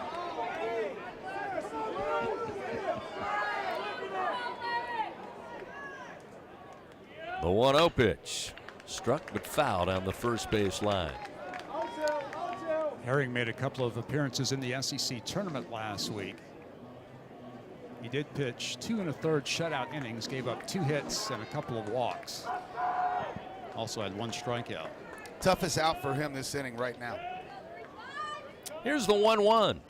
Off the end of the bat, lifted foul out of play left side off the bat of Hare, and it's now 1-2 Herring. works ahead in this lefty on lefty matchup. A very dangerous hitter. Got to be careful here. Make sure you bury that slider off the outside corner or miss off the plate with your fastball.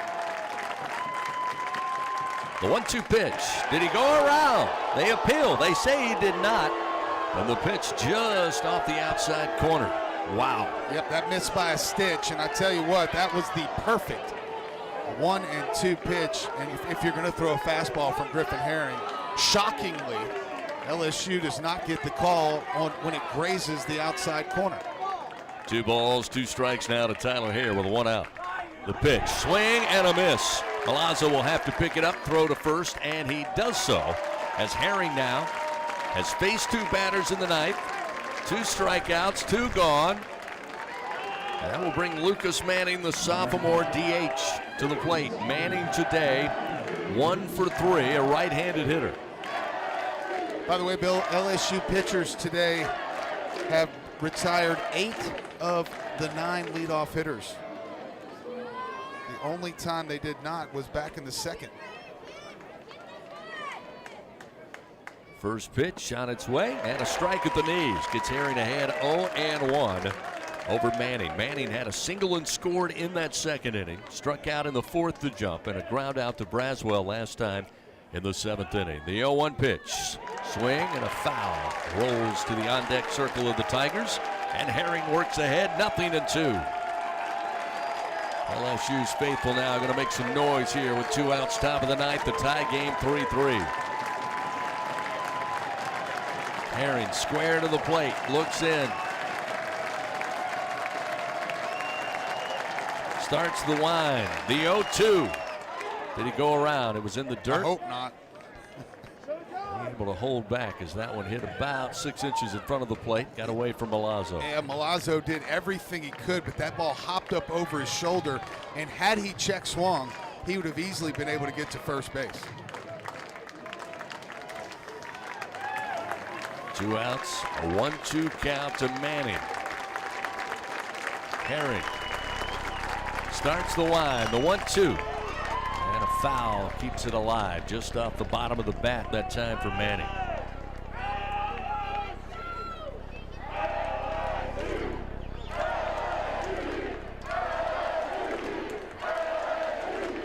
Nobody on, 2 outs, a tie game. Griffin Herring on the bump.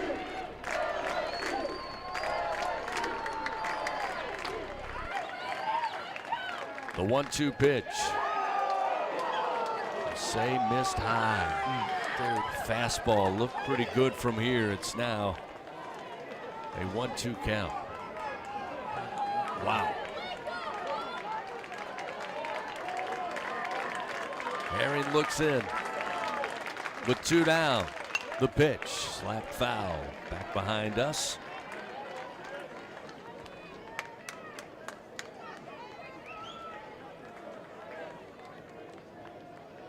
Again, Herring, 3rd pitcher of the day for LSU.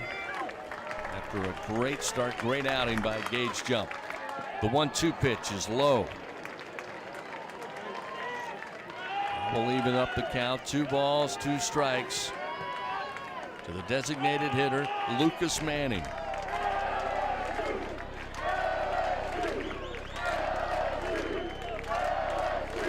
Time called as the arm guard may have come loose off the left side of Manning, so reattaches and digs back in. 2 balls, 2 strikes, 2 outs, nobody on, top of the ninth. Herring's 2-2 pitch. Swing and a miss! Herring strikes out the side here in the top of the ninth inning. 3 punch outs for the left-handed reliever. And we head to the bottom of the ninth, and Chapel Hill tied 3-3. Tigers have 6, 7, and 8 due up. Milam, Bingham, and Larson when we continue on the LSU Sports Radio Network. the Tigers of LSU, a team of destiny and a team for ages. Your Fighting Tigers are national champions. The national championship is headed back to Baton Rouge. Tiger fans, we're excited to announce the Natty Club by Bayou Traditions. This membership actually saves you money at top stores and local restaurants while helping LSU athletics win. It pays for itself. Support our NIL efforts by joining the Natty Club today. Visit BayouTraditionsCollective.com to become a member. Goats only, and go Tigers. Elevate your game day spirit with Sugarfield Spirits, the official vodka of LSU Athletics. When crafting the perfect mixed drink, our vodka's the winning choice that'll have your taste buds cheering for more. Sugarfield Spirits, where the spirit of the Tigers meets exceptional locally made vodka. See our winning lineup at sugarfieldspirits.com or visit us at our tasting room in Gonzales.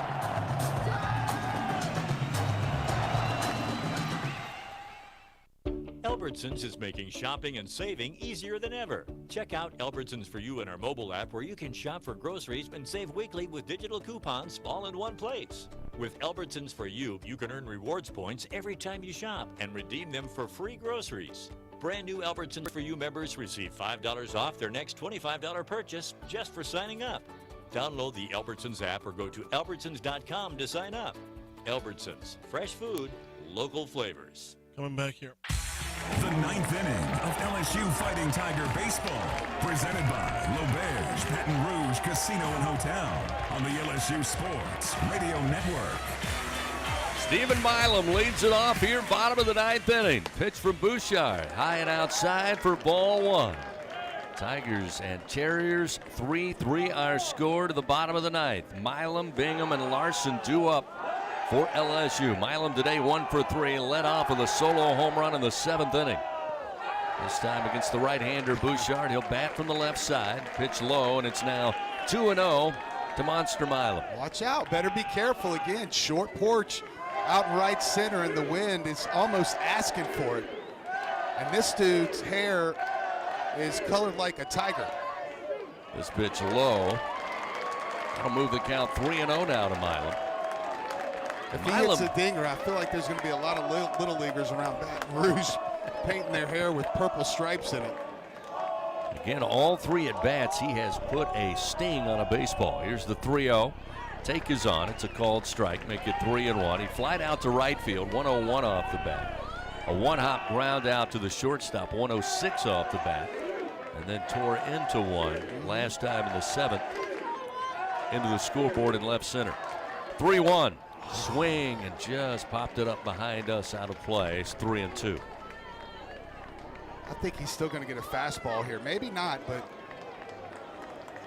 you don't want to walk Milam to lead off the inning. I mean, honestly, if you're going to lose, you want a guy to hit a home run. I mean, the last thing you want to do is walk the leadoff man in a tie game in the bottom of the ninth. 3 balls, 2 strikes. Milam awaits. Bouchard fires. Again, sent back foul into the screen off the bat of Steven. 3-2, the count remains. There's another fastball. He's coming right at him. Come on, get your foot down. Number 4. 3 balls, 2 strikes to the leadoff hitter. Bouchard, the right-hander, starts the wind. Payoff pitch. Milam again swings and fouls it back into the screen. Keeps the count 3-2 as he and Bouchard battle it out. Chris, I don't know if you've heard the Tiger fan, probably somewhere near the home plate, but she's been going at it pretty hard the whole game, and I mean, I think she's right there in line behind the parents of wanting to win this game bad. 3-2 off the end of the bat, foul lifted down the line off the bat of Milam. Still 3-2. So for her, I hope Milam can end it in one swing here. Just for her, you say? Just for her, because she has been committed the whole game. Get another payoff pitch upcoming here from Alec Bouchard. The pitch to the plate, high in the air to right field. Going back is Wiley at the wall, makes a leap, and Milam walks it off in the bottom of the 9th inning. That baby's gone into the Carolina Blues. Stephen Milam with his 2nd home run of the day. 4-3, Tigers win it in the 9th. Milam stops down the third base line, shows the Tiger stripes, and shoots his helmet into his teammates at home plate. Stephen Milam with home run number 8, and LSU gets the win in their opening game here in Chapel Hill. Was there ever a doubt a solo homer was going to be what decided this game? Wow. Holy monster Milam. The monster does it again. Teammates congratulate Stephen as he keeps them in the loser's side, winner's side of this one. Wofford heads to the loser's side. Will have to battle their way back out, but what a thriller here. Runs at a premium in this matchup with two very good offensive teams, but it's the Tigers that come out on top. Milam to right field. 4-3, the Tigers win it here in game one of the Chapel Hill Regional. Coming up, we crank up the Fighting Tiger 10th inning show presented by Women's Hospital. We'll catch our breath and run down the final stat line and then some. The Tigers win 4-3 over Wofford here in Chapel Hill on the LSU Sports Radio Network. Find more at L'Auberge Baton Rouge. More excitement, more gaming, more staycation action. Football fans get more too with our 22-foot video wall. Don't miss out on the area's best Asian food at Red Lotus or fine dining at its best at 18 Steak. Let our exceptional staff take care of your every need. Add more to your story in the heart of South Baton Rouge, only at L'Auberge. Must be 21 to enter. Gambling problem? Call 1-877-770-STOP. Walk-Ons is always a win. Whether it's for a post-game celebration, drinks with the crew, or an easy weeknight dinner, we got it covered. Scratch-made dishes, wall-to-wall TVs, craft beers and cocktails. Dig into our mouth-watering menu items like po' boys, gumbo, and voodoo shrimp. Plus, fan favorites like juicy burgers and fresh salads. Find your nearest location or order online or in the app. Walk-On Sports Bistro for the win. In the morning when the roaches are running, you got the Bengal roach spray. Bengal roach spray is a miracle in a can. Just spray the baseboard in the kitchen and bathroom, and in just a little while, your roaches are dead on the floor. It's incredible. Bengal roach spray is odorless, clean, and easy to use. Bengal guarantees roach extermination overnight. And then, of course, the play of the game is going to be, and we're going to do the play of the game second today. Welcome in to the Women's Hospital Fighting Tiger 10th inning show, presented by Women's Hospital. Make your health a priority. Schedule your annual mammogram at Women's. A full game recap with stats, highlights, scores, and a visit with Tiger skipper Jay Johnson. Once again, back to the broadcast booth on the LSU Sports Radio Network. LSU comes to Chapel Hill, their first regional action in the Eastern Time Zone. They started off here in Chapel Hill with a 12 noon local time, 11 a.m. Central Time start against the Wofford Terriers out of the Southern Conference, playing in the NCAA tournament for just the second time ever. And it is one of the best games you will probably see this weekend, as Wofford had the lead throughout. LSU late would tie it up, and then Stephen Milam does the damage in the bottom of the ninth with a walk-off home run to right field. The Tigers win 4-3. And Doug, you said it when we went to timeout after the game was over. You said, how much fun is this? And I know that Tiger fans enjoying the moment, but what a stressful and nail-biting game today. But LSU victorious. They remain undefeated now against Southern Conference opponents. That one was in doubt late in the game, but what a job by the pitching staff. And while the Tigers didn't mash the baseball the way we saw last week, when they needed it, they got it. 4 solo home runs to win this one. Yeah, first of all, with regard to the low offensive output, I'm not putting that on the Tigers. Like, I rarely ever get on an umpire like I did today with the home plate umpire. I felt like today the game was not called the same way for both pitchers. And for Gage Chump and Griffin Herring to pitch around that and have 12